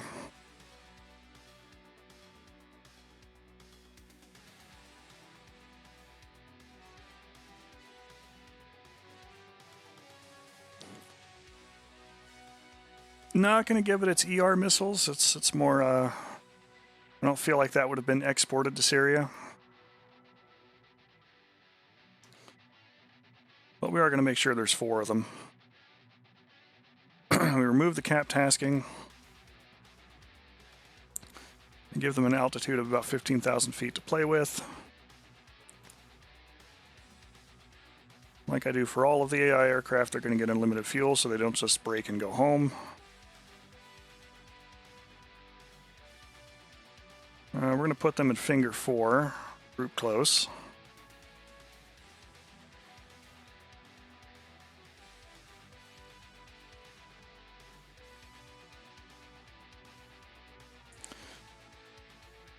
And we're going to give them a search and engage in zone. They're going to not attack helicopters, but I do want them to attack all the airplanes ever.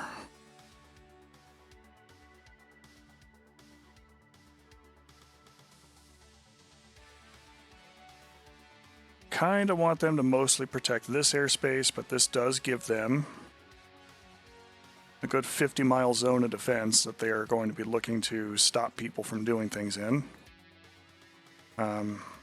Potentially as important, yeah, there we go. Don't need Tico going ham on these guys. In fact, I'm actually going to add something that I usually do for the enemy and reduce the carrier group's interception range so that they don't just cruise up and have the Tico go full ham on air defenses that are in the zone, which is also not fun for anybody. The ships are there and able to take care of the problem. Why are the aircraft flying? Okay, so I also want these guys to start out a little further away.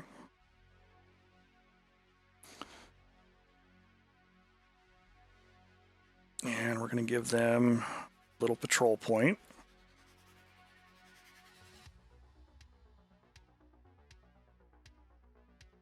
All right, so these guys will basically cruise out here and in perpetuity run back and forth in this 15-mile stretch. But they're going to be looking for any aircraft, any hostile aircraft in this zone.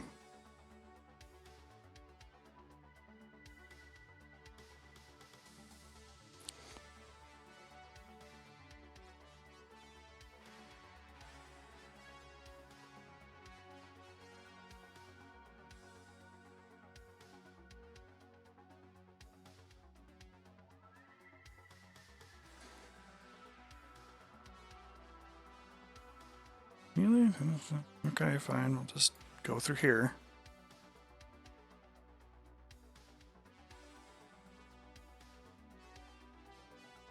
Believe it's this one.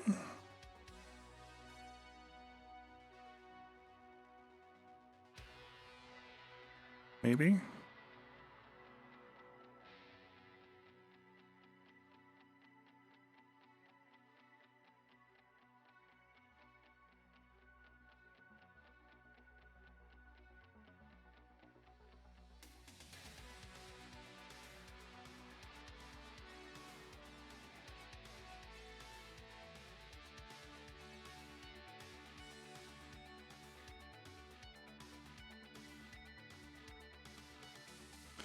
Is an EWR, that's good.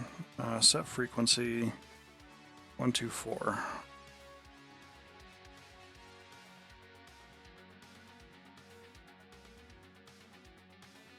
kind of reach does that have? Oh, perfect.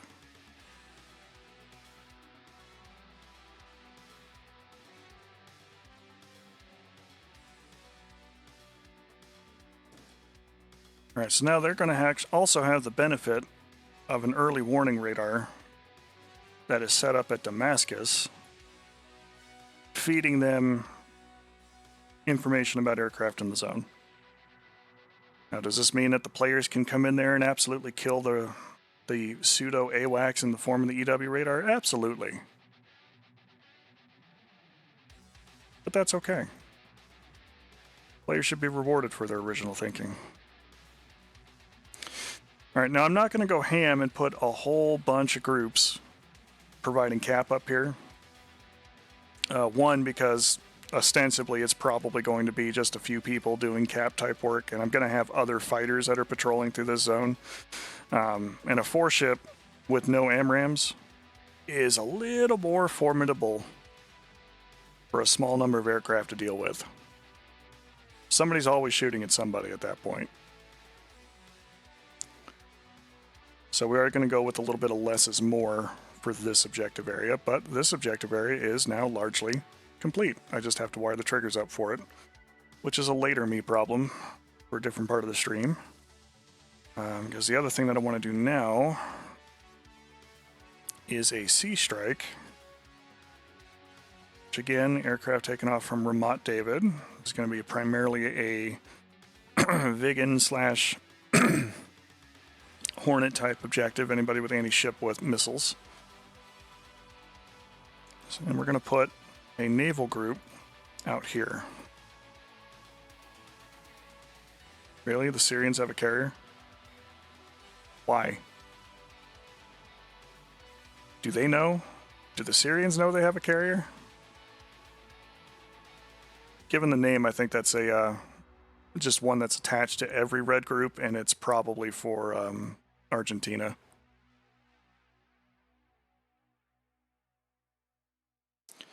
Actually, I'm going to go with USSR.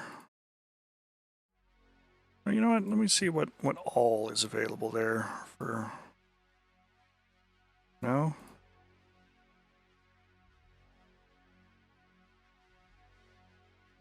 Okay.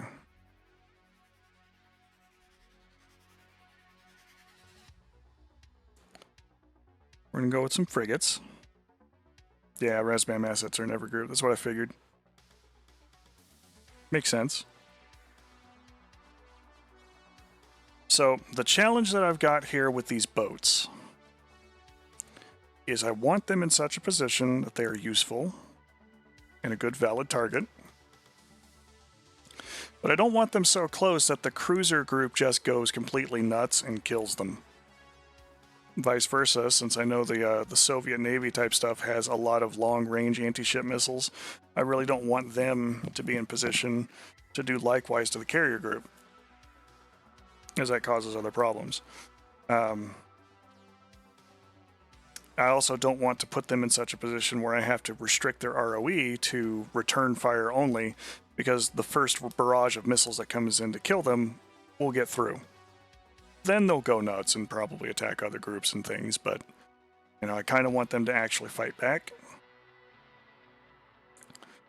So I'm going to try and restrict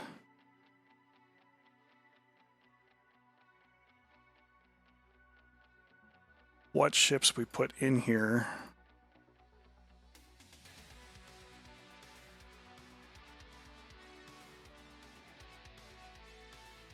To some of the smaller types.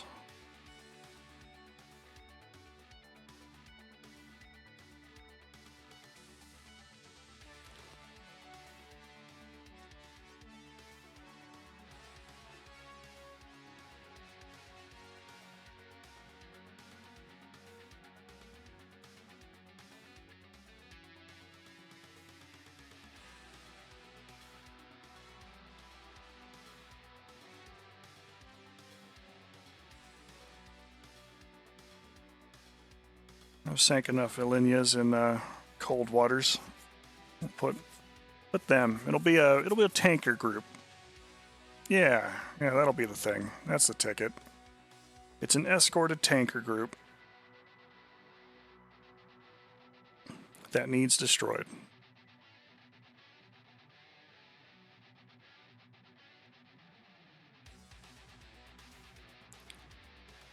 They're sailing out of Basel al-Assad.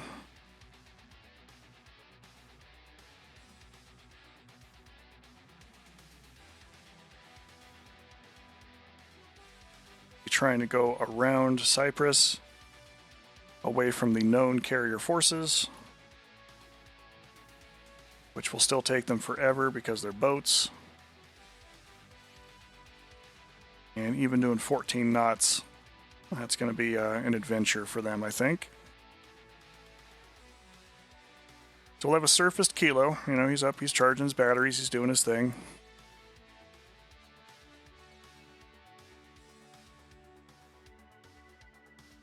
And a couple of frigates acting as a screen.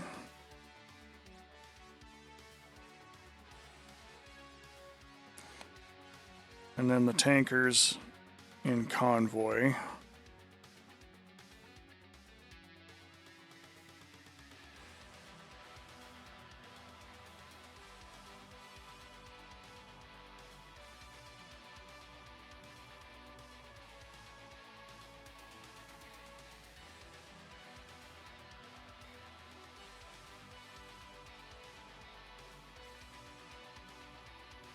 Now this one I do want to go ahead and take a peek at. And what I want to watch for is is any of the ships in this red group going to turn and start pitching anti-ship missiles at the carrier group?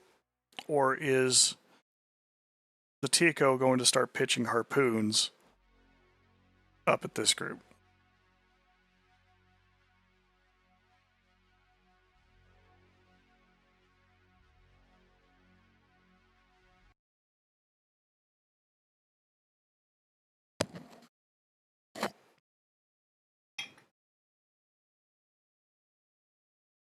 Because I have seen on some of the missions that I've put on Kola, which is more particular with the battle cruisers and other heavy cruisers for the Russian Navy, or Soviet Navy for the time period, in that they kind of have very long range anti-ship cruise missiles, and they just start using them. And even on Kola Peninsula, they've been pitching those upwards of 400 miles or more. So I do kind of want to see what they do and how they respond.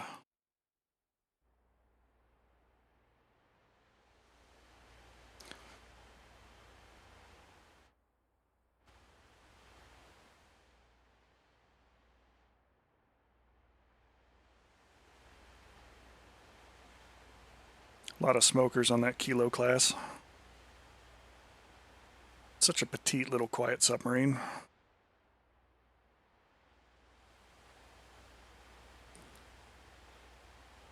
Big bad burly escort from this frigate, though.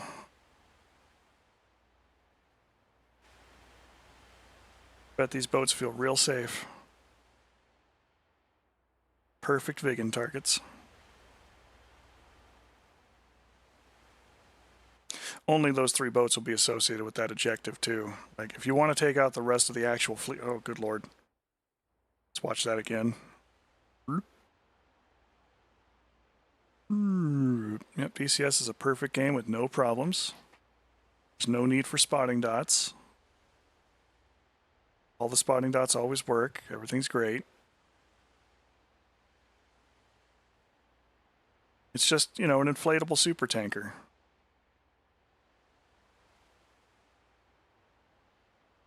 It's just hanging out. It's doing its thing. It's like chaff or Naxos or a Nixie or something for the group. You don't even have to stream it. You just kind of throw it out there. It's like a little capsule, like little dinosaur things that you pitch into a glass of water.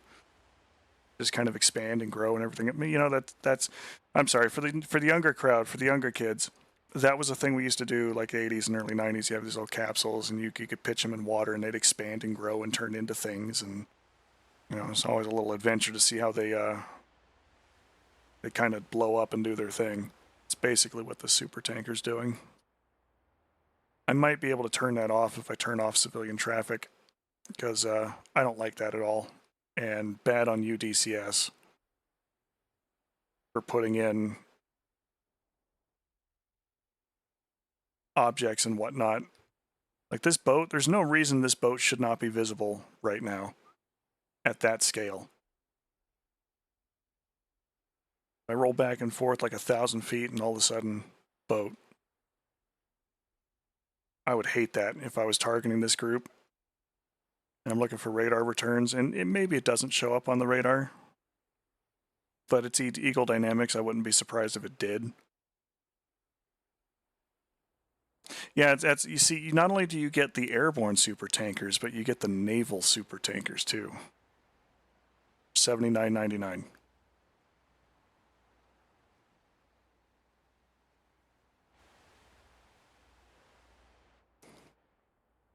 Because like, there's this guy, right? Like this guy.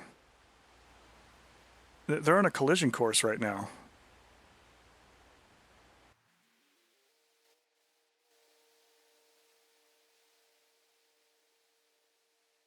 Freaking beep beep.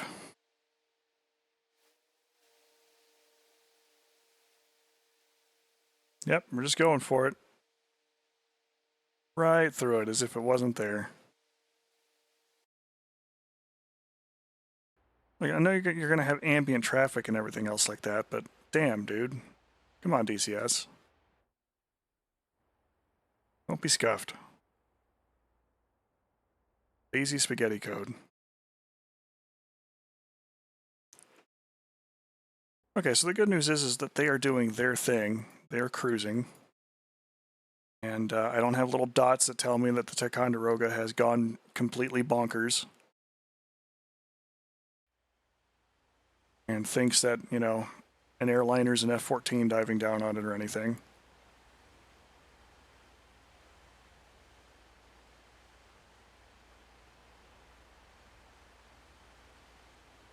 I like the little cross boxes of harpoons back there.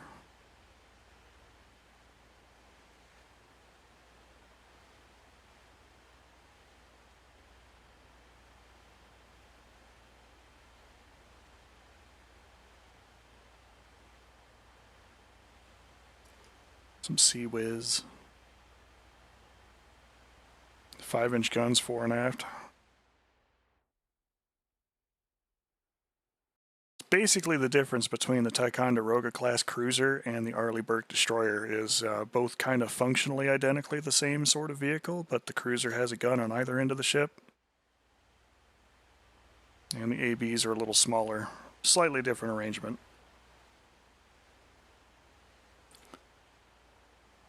And given the bloat of destroyer sizes, I don't believe they're terribly far off on tonnage from one another either.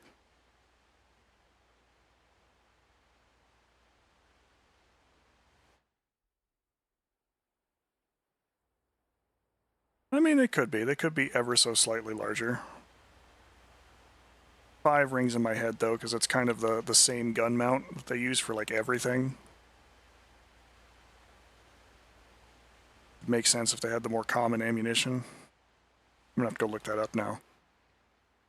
Let me do that now so I can correct myself on air if I'm wrong, because I do that sort of thing. I'm not right, I'm wrong, I make an error somewhere, we fix it. Ticonderoga class cruiser. Thank you, Wikipedia. In commission from 1983. Armament. 2 5-inch 54 caliber Mark 45 lightweight guns.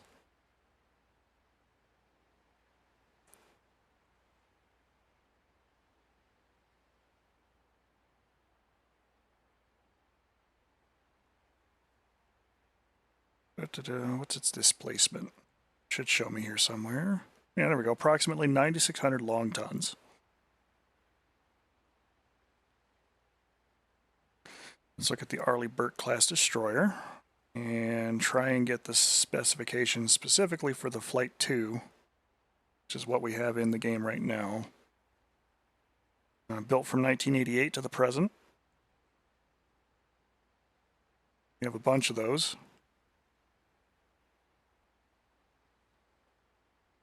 Flight 2 is 8,400 long tons, so about 1,000 tons lighter than the cruiser.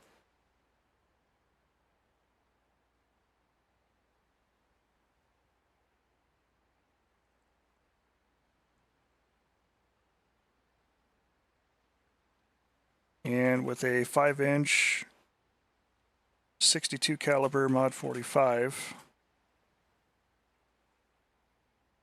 gun type system. So yeah, very similar. Very similar there on that one.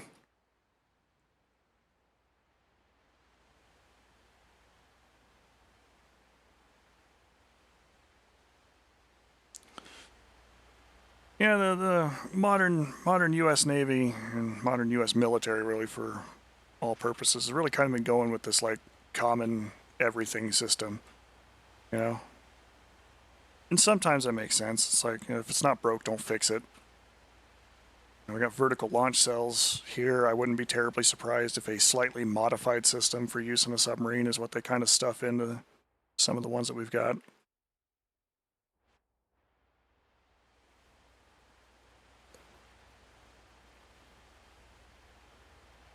So yeah, about 1,000 tons lighter than the cruiser,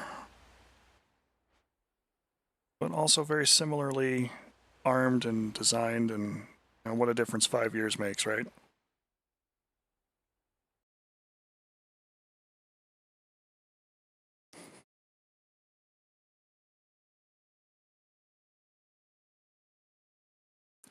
Super important, though. They are not turning and immediately hosing one another down with missiles. So I think we're going to be okay on that. Let's get back to the editing work.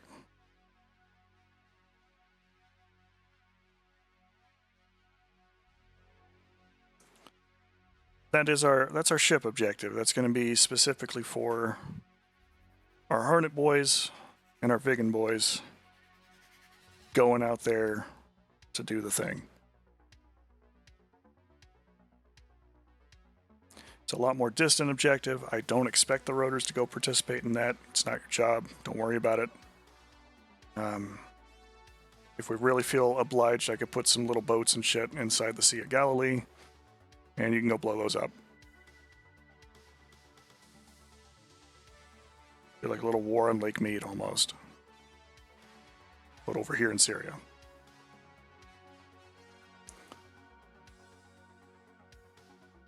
But just for the shiggles though. Oh, I can't put that there. Do a high-speed boat, maybe. Game, do you really just don't count that as a place where boat can be?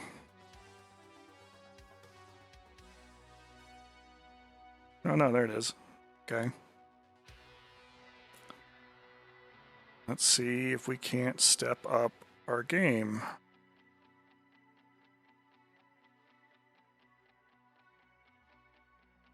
Can't put the cruiser there, draft's too deep.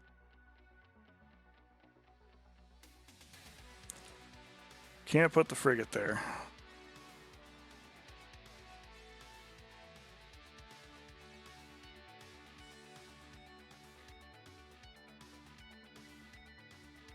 Not surprised, but can't put the Kuznetsov there.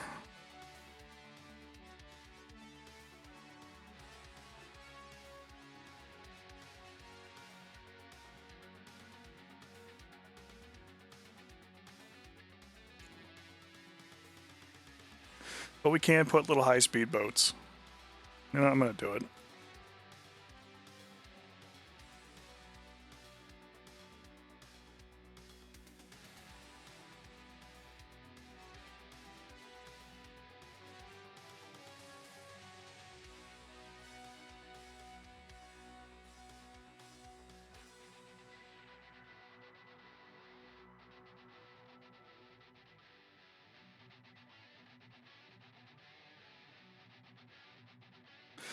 Do it, because it's ridiculous, and the meme is good.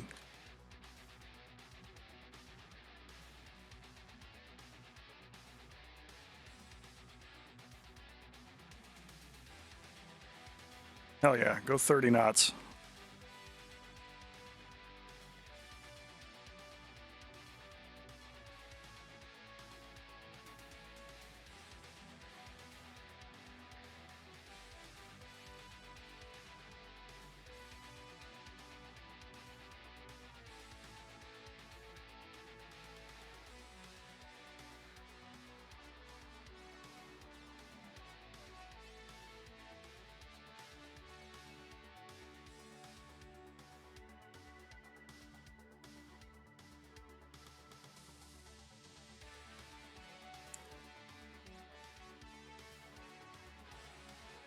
Make that an objective too. All right, so for the deep strike that I was talking about, really kind of want an area that's a little built up so I can hide a building in it, which is not any of those runways because this part of Iraq is just not put together very well, I guess. I don't know.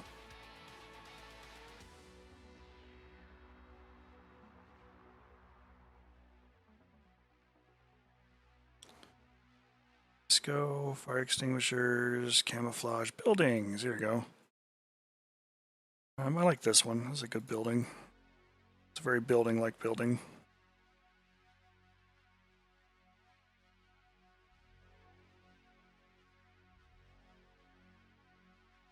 Kind of build our own little compound here with these.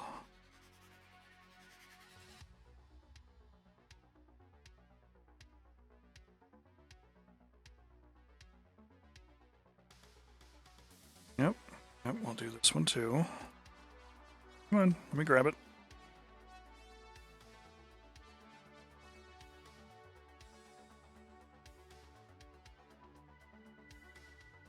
And we'll put one of the scuffed older ED models. Yeah.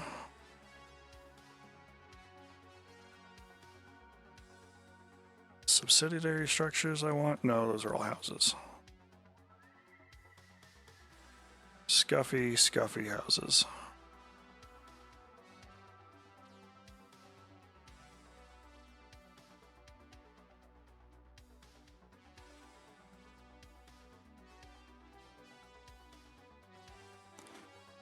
Offshore, Nodding Donkey, military staff building.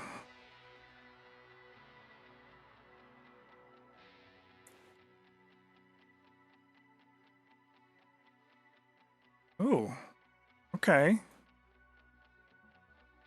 I've not used that one before. Yeah, you know what? Let's do it. Put in a headquarters building. Congratulations, you just became a mission target.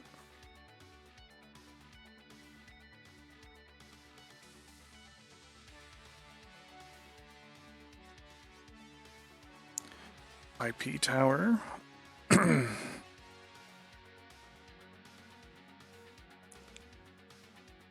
Ooh, I've actually got an idea for this one.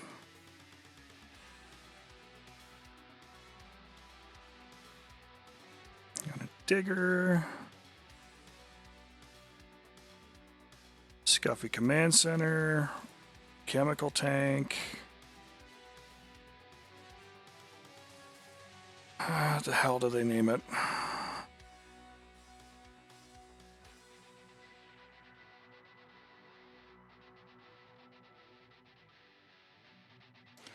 Particular structure I'm looking for.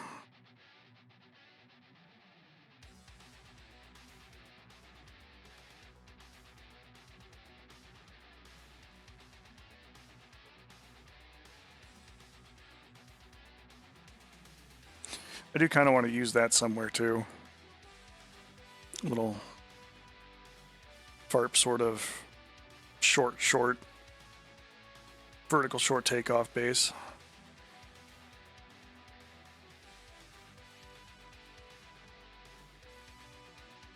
Flags, tires, Orca.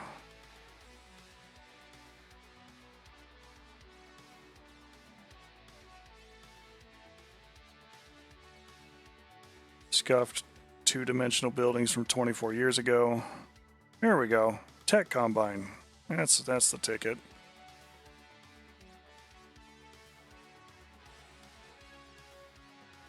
It's the 80s and Iraq wants to go ahead and do nuclear stuff. So we're gonna come kill it.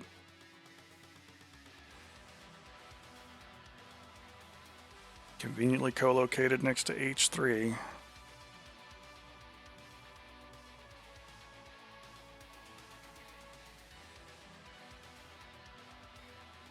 So that'll be the primary strike objective for the deep strike, and then we'll put some defenses around it, which we can do. Also give our Apaches something to shoot at.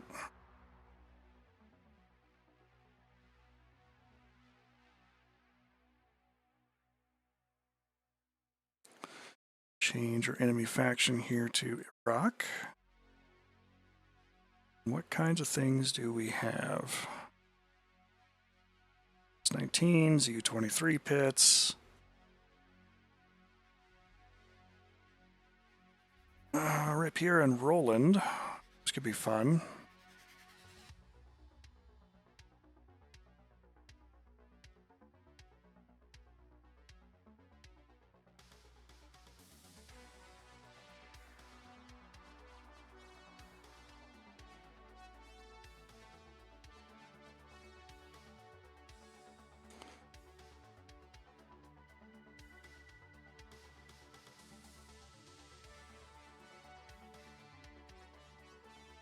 Okay, that takes care of that site.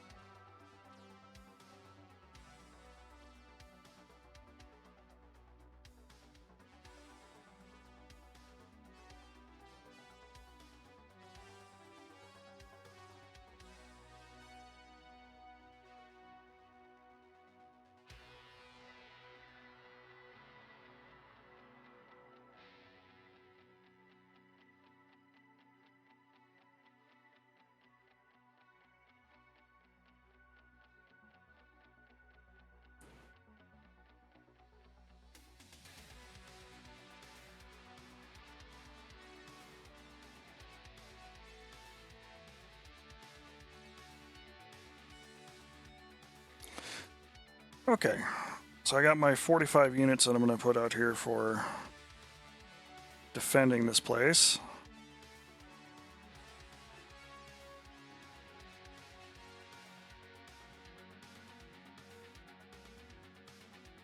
Let's go ahead and build ourselves a SAM site.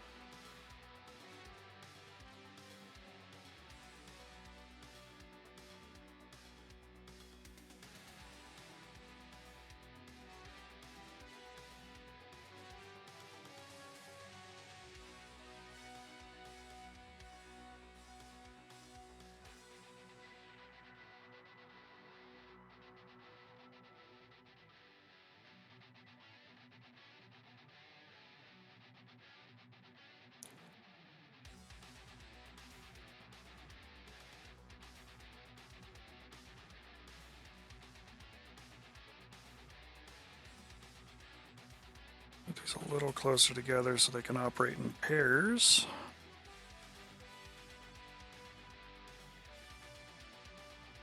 And clean it up here in a little bit when I do more polish phase type stuff with some little revetments and things of the sort.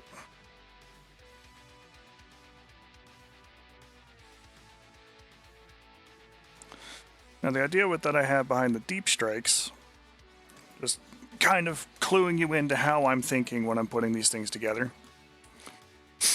is I kind of want the fixed wing aircraft who are going to be participating, and even the rotors, because again, I'm going to use this little base, which it is a long trip for the rotors. I might have a midway refueling point kind of put down that the rotors can use. But my thought process behind this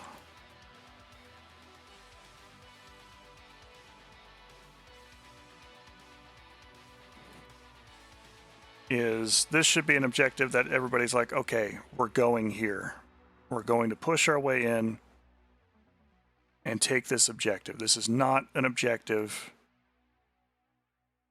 for either the faint of heart or for the single aircraft. A single aircraft coming up here should have its ass handed to it, pure and simple. Waste a long flight for nothing.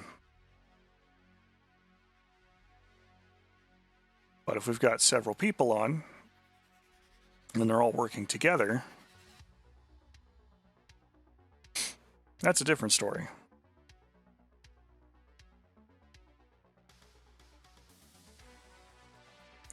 That puts this in the boundaries and realms of the possible.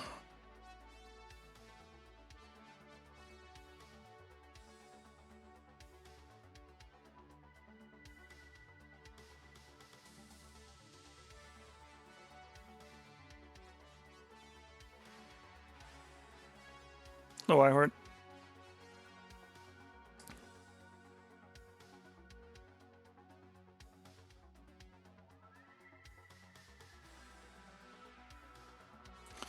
Because again, you know, Jordan is going to be neutral territory. I'm going to have a couple tankers running through here, specifically for running the deep strike mission. None of the bases will be useful. So it's kind of a matter of, you know, whatever strike group you put together, that's the weapons you got. Gonna have to make it work.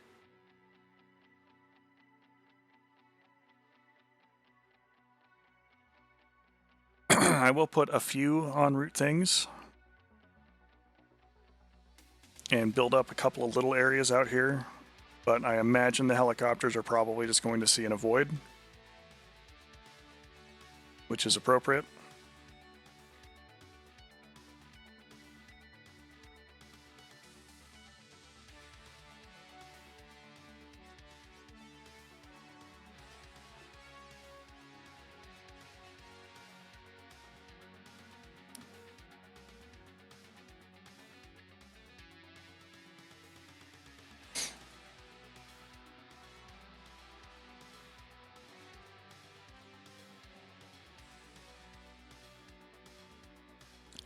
There'll be cap aircraft over here as well, which could cause problems.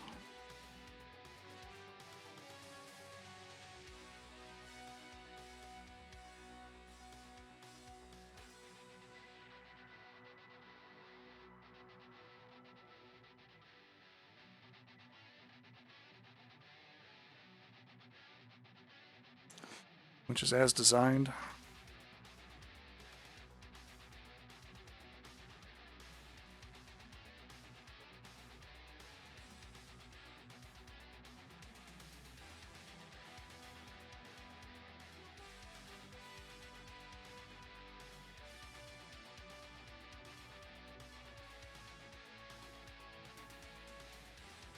But this way, should the group decide we're going to go run this deep strike, it's going to be a thing. It matters that everybody kind of gets here together.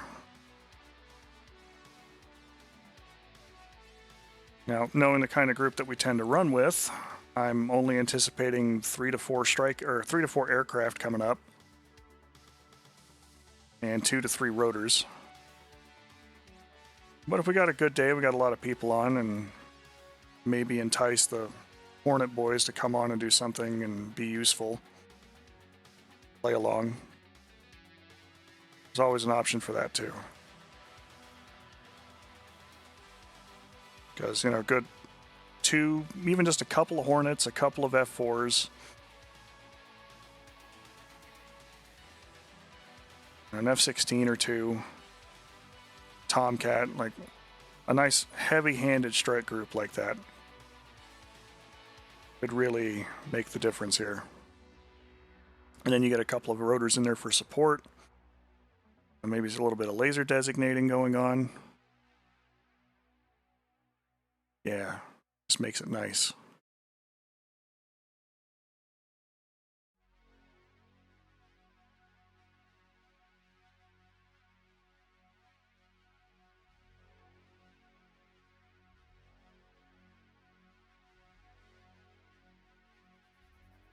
Doesn't mean everybody's got to come up together, though.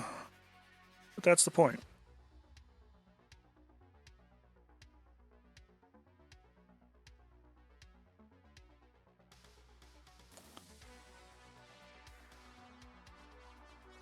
No, actually they don't. These are also emplacements, so they can't go anywhere.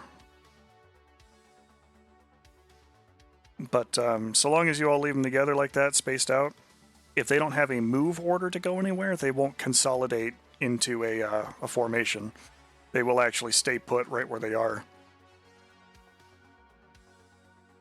Like these guys here, they're all part of the same group. I'll just show it. We'll show and tell, because I kind of want to see what that looks like anyway, and I've not seen a couple of those buildings there before, so those are new additions. So we'll just take a peek at it.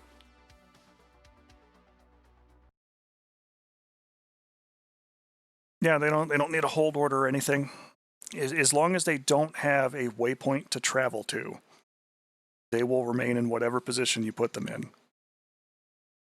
Now, they'll disperse under fire unless you don't tell them to, so if they do get engaged and they have the ability to move, if any unit in that group gets engaged, they will all shift position, which is kind of a nice touch.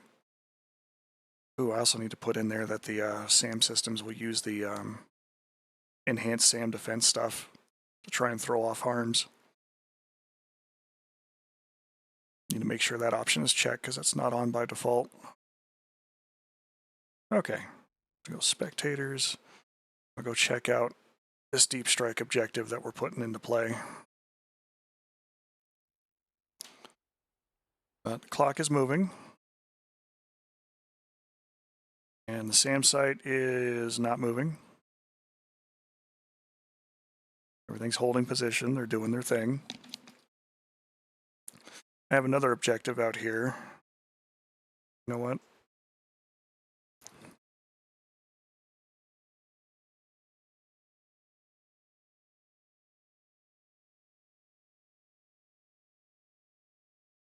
I've actually got an ad break going on, so I'm going to wait a minute while we talk about that and inspect some other stuff. And then we'll get back to that. Yeah, scuffy building objective is scuffy, but okay, this headquarters building is kind of nice. That's a good asset. I like that. Nice little high-rise. Got some gun pits.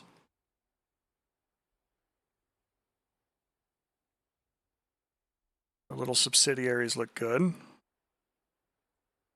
They don't fit into the terrain visually speaking. Different colored buildings to the kind of off yellow, deserty sort of brown that they got going on. But I know these newer assets look good under thermals, which means they blend in with the background for any of the infrared guided pods. This building, however, is going to stand out like a sore thumb for a host of reasons, but it also lights up like a Christmas tree in infrared, which is weird, but it is what it is. Gun pits look good.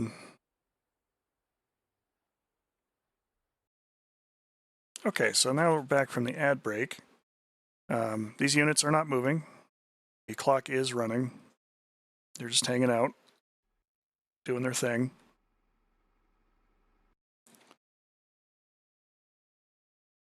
I do have some other units that are similarly put in a group. Now these guys are actually going out to attack a place, so they are moving on purpose.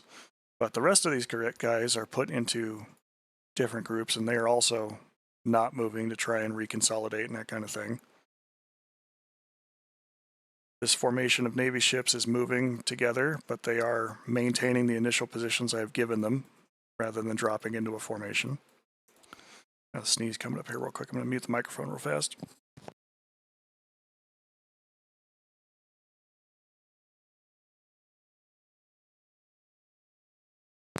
Okay, I was baffled by that one. That didn't actually hit me yet, but we'll see what it does. This is another group of Navy boats. They are in the formation I placed them in and not trying to consolidate into a stock one. So the boats will largely stay in whatever positions you put them in relative to the lead vehicle. Now, something that is a problem that I've seen with DCS is if you give them several waypoints, like, hey, I want you to zigzag through here, they do get confused by that. They don't all turn in unison to try and maintain the same formation. They all try and wait till they get towards the waypoint to move, and that can cause some problems. But if you're looking to utilize boats in a mission like these guys here, this strike group, and I'm going to have Harriers take off from the Tarawa and Tomcats and Hornets take off from the Abraham Lincoln. It's moving in a straight line at 10 knots, and it's going to take 4 hours or more to get to that position before they come to a stop,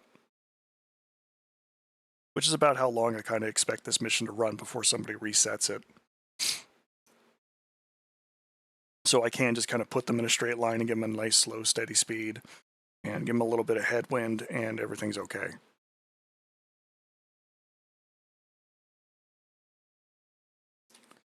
All right, but I do like the way this deep strike objective is kind of put out here. I am going to rename some of the units so that they are easier for me to find when I start wiring triggers up. You know, for mission completion, that kind of thing. All right, so we're going to call this one Deep Strike Iraq. Objective 1.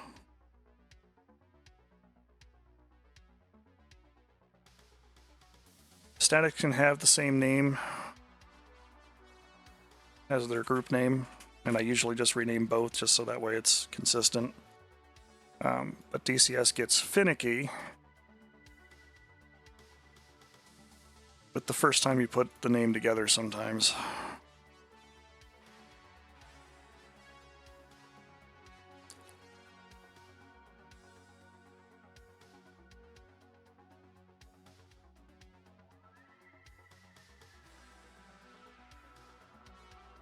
Right, so there's my 4 primary objectives buildings. If the rest of the systems get cleaned up, that's totally fine. And again, when it comes to the deep strike, we'll have our rotors take off from this base up here, which gives them plenty of room. We'll make that a dynamic spawn base as well, once I start dropping some templates down. But that gives the rotors a 50-ish mile flight, 100 kilometers. Very long distance for them, but it's a deep strike, that's the point. From the carrier, you're looking at 280 miles, and from the Ramat David base, 230 miles. Straight line, anyway. So let's go ahead and add in some mid-ground stuff. It's like 60 miles, so let me come out here about the 30 mile point. We'll call it here. See what kind of terrain we got. Very flat.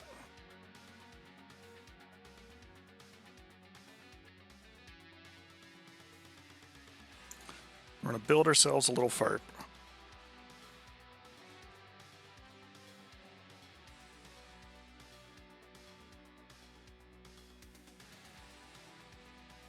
Put in this big CH-53. Gonna dress it up and look nice.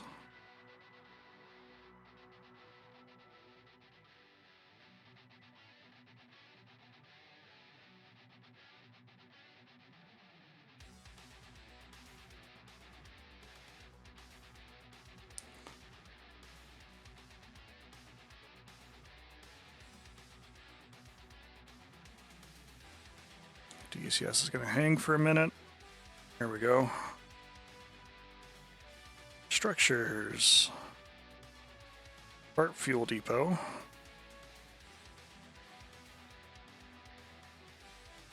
Now, this is not going to be a rearm and repair facility. It's just going to have the gas.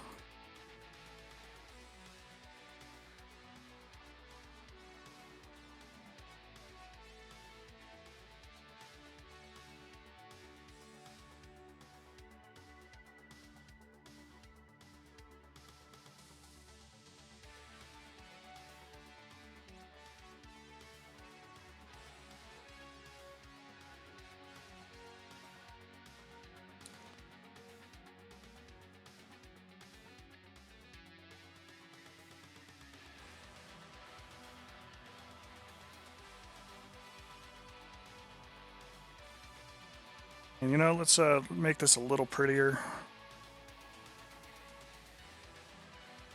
Put in a couple more little static structures.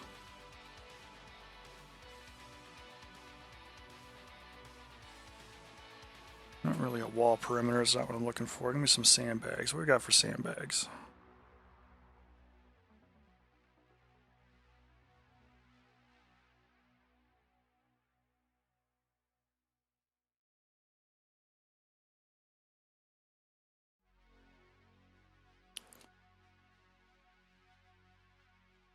I need the other end of that elbow.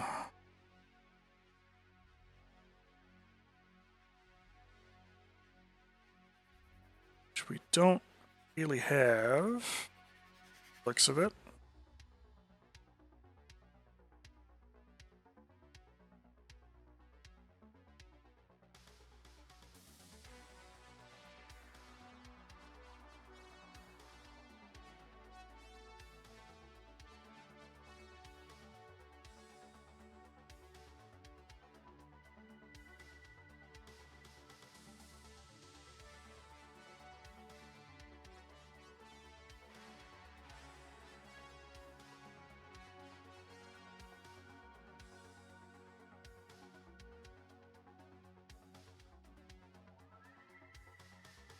But let's see what we can finagle.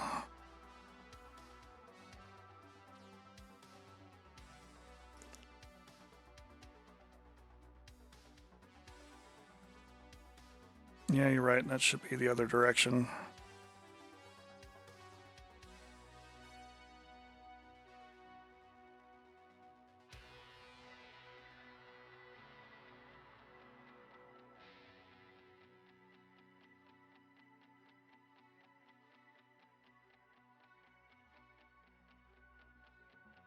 Spin that around.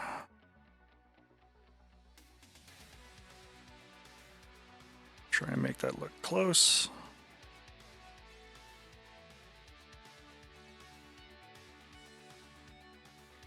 There we go. There you go, it's a little protected.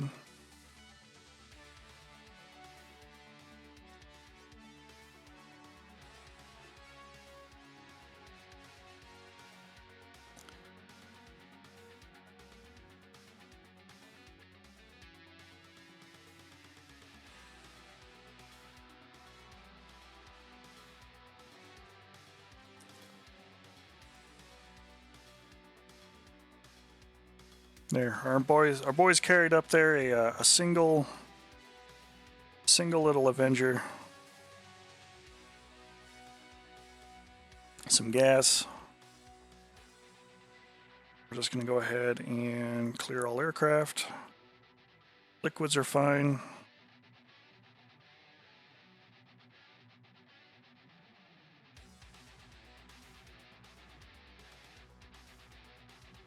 Nothing in the way of weapons available. And no spawn points.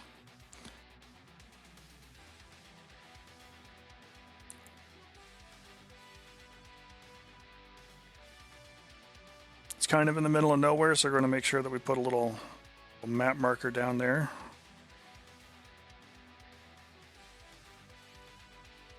We're going to go with a disc.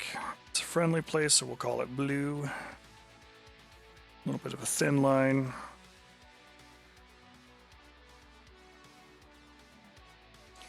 And make sure that it is visible to everybody. The other thing we'll do is we'll make sure that the rotors that we use to spawn here have waypoints that include a stop here. So basically what I'm looking at here, and I'm trying to help out our usual rotor boys out on this one, is they can take off fairly light in terms of gas.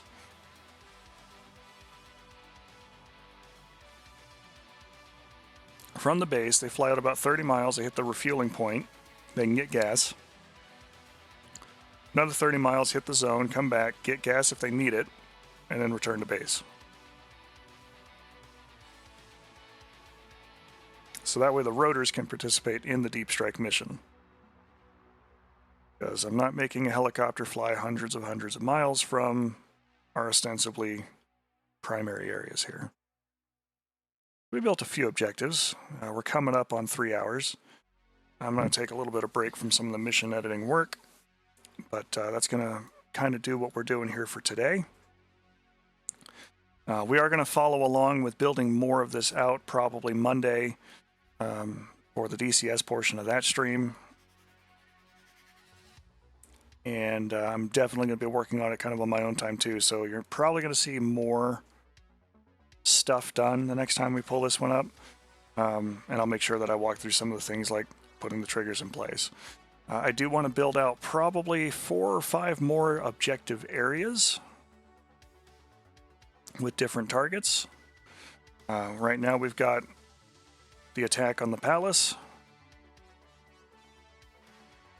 We have a CAS objective where we've got some friendly chieftain tanks behind some barricades that are about to get raffle stomped by not just an armored column, but some aircraft that are going to be in there. And, you know, naturally it's in a region where nothing bad happened in the history of anywhere. We have a naval objective for our Hornets and our Vigans to come out there and attack, which is, you know, relevant to the missionary. We've got some tankers that are on their way out the door that are the main mission targets. Actually, I need to rename those. I'm going to do that while I'm here.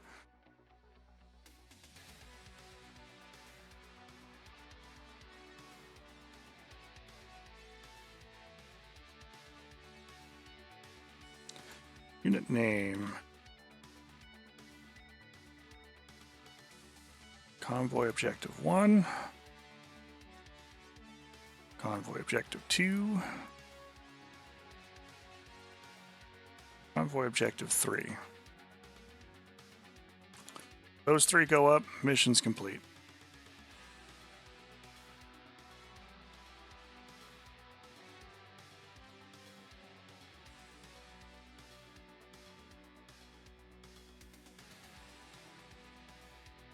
This attack group is going to be the primary concern for this zone, but mostly this one is going to be this group, or this objective needs to be pinned down, and this group needs not to die. If they get wiped out, it's game over for this mission. Not the whole mission, but like this segment of it. That's going to be my trigger for that. And then we also built a deep strike.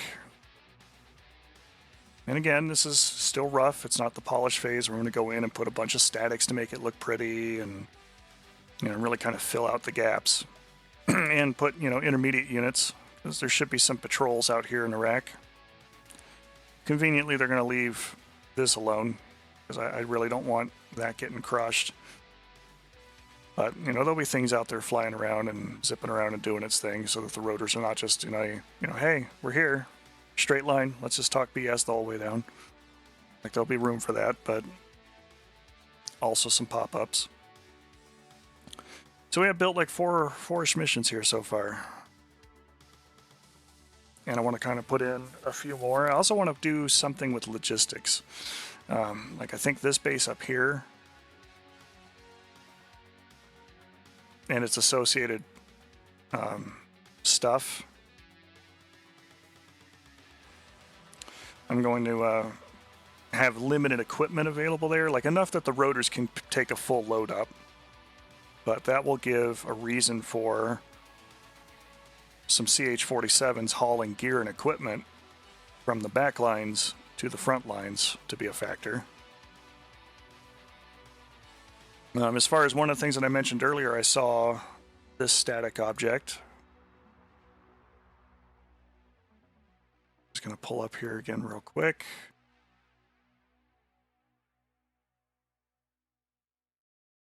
Achilles container with parachute.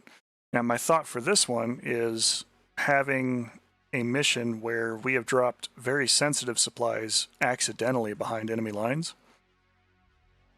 And the goal is for our CH-47 to come out and pick it up and take it back before the bad guys get it. I think that would be a fun little sort of reverse Logi sort of mission, right? Like we got to escort some guy in a Chinook to go out there and pick up the crate and then drag it back. I think that'll be a lot of fun. Now let's go ahead and save, and we'll keep working on our 1980s extravaganza during the week.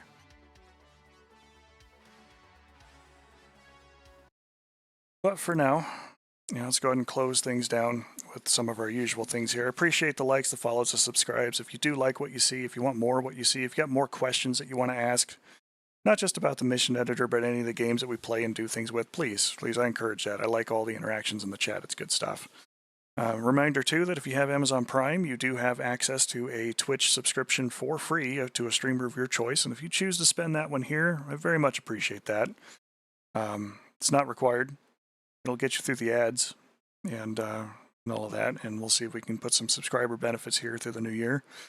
More so than just those things. But there's also, if you prefer, you can donate directly at coffee.com/PilemZeroMar. I will use that money for coffee, which I have been drinking here throughout the day. You can catch this and other VODs on the YouTube channel and at PilemRomar.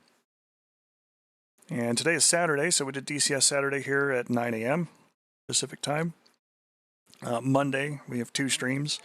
It's either going to be more of the DCS, where I'm doing more of the mission making and building and that kind of stuff, see how much further we get, and start fleshing this out and get it to a beta phase where it can be play tested. Or we might play some Mech Warrior, get that going again, because I've been enjoying Mech Warrior the Clans, and I've got to work towards that Dire Wolf, which is going to be a good time. I've got classic games the same night at 9 p.m., roughly. Sometimes I start about half an hour early. I got a couple more DOS-based games on the docket, which should be fun. And we'll see what madness we get up to. Friday night is usually Arma 3. Right now, that is still the plan. We'll see what happens for next week. And if that is not how that works out, we'll do something else, either DCS again or maybe Star Citizen. We'll figure it out. But with Election Day around the corner, make sure you are registered to vote. Some states will let you do it all the way up to last minute. Nevada is one of those. Early voting for a lot of places has already come to a close. If it has not come to a close yet where you live, do it. Avoid the line. get your vote in there, get it to count. As always, though, always ask for consent. Try to communicate as best you can with your partners and try to be genuinely decent human beings. We will catch up with you here in the very near future. So until then, file them out. Have a good day, folks.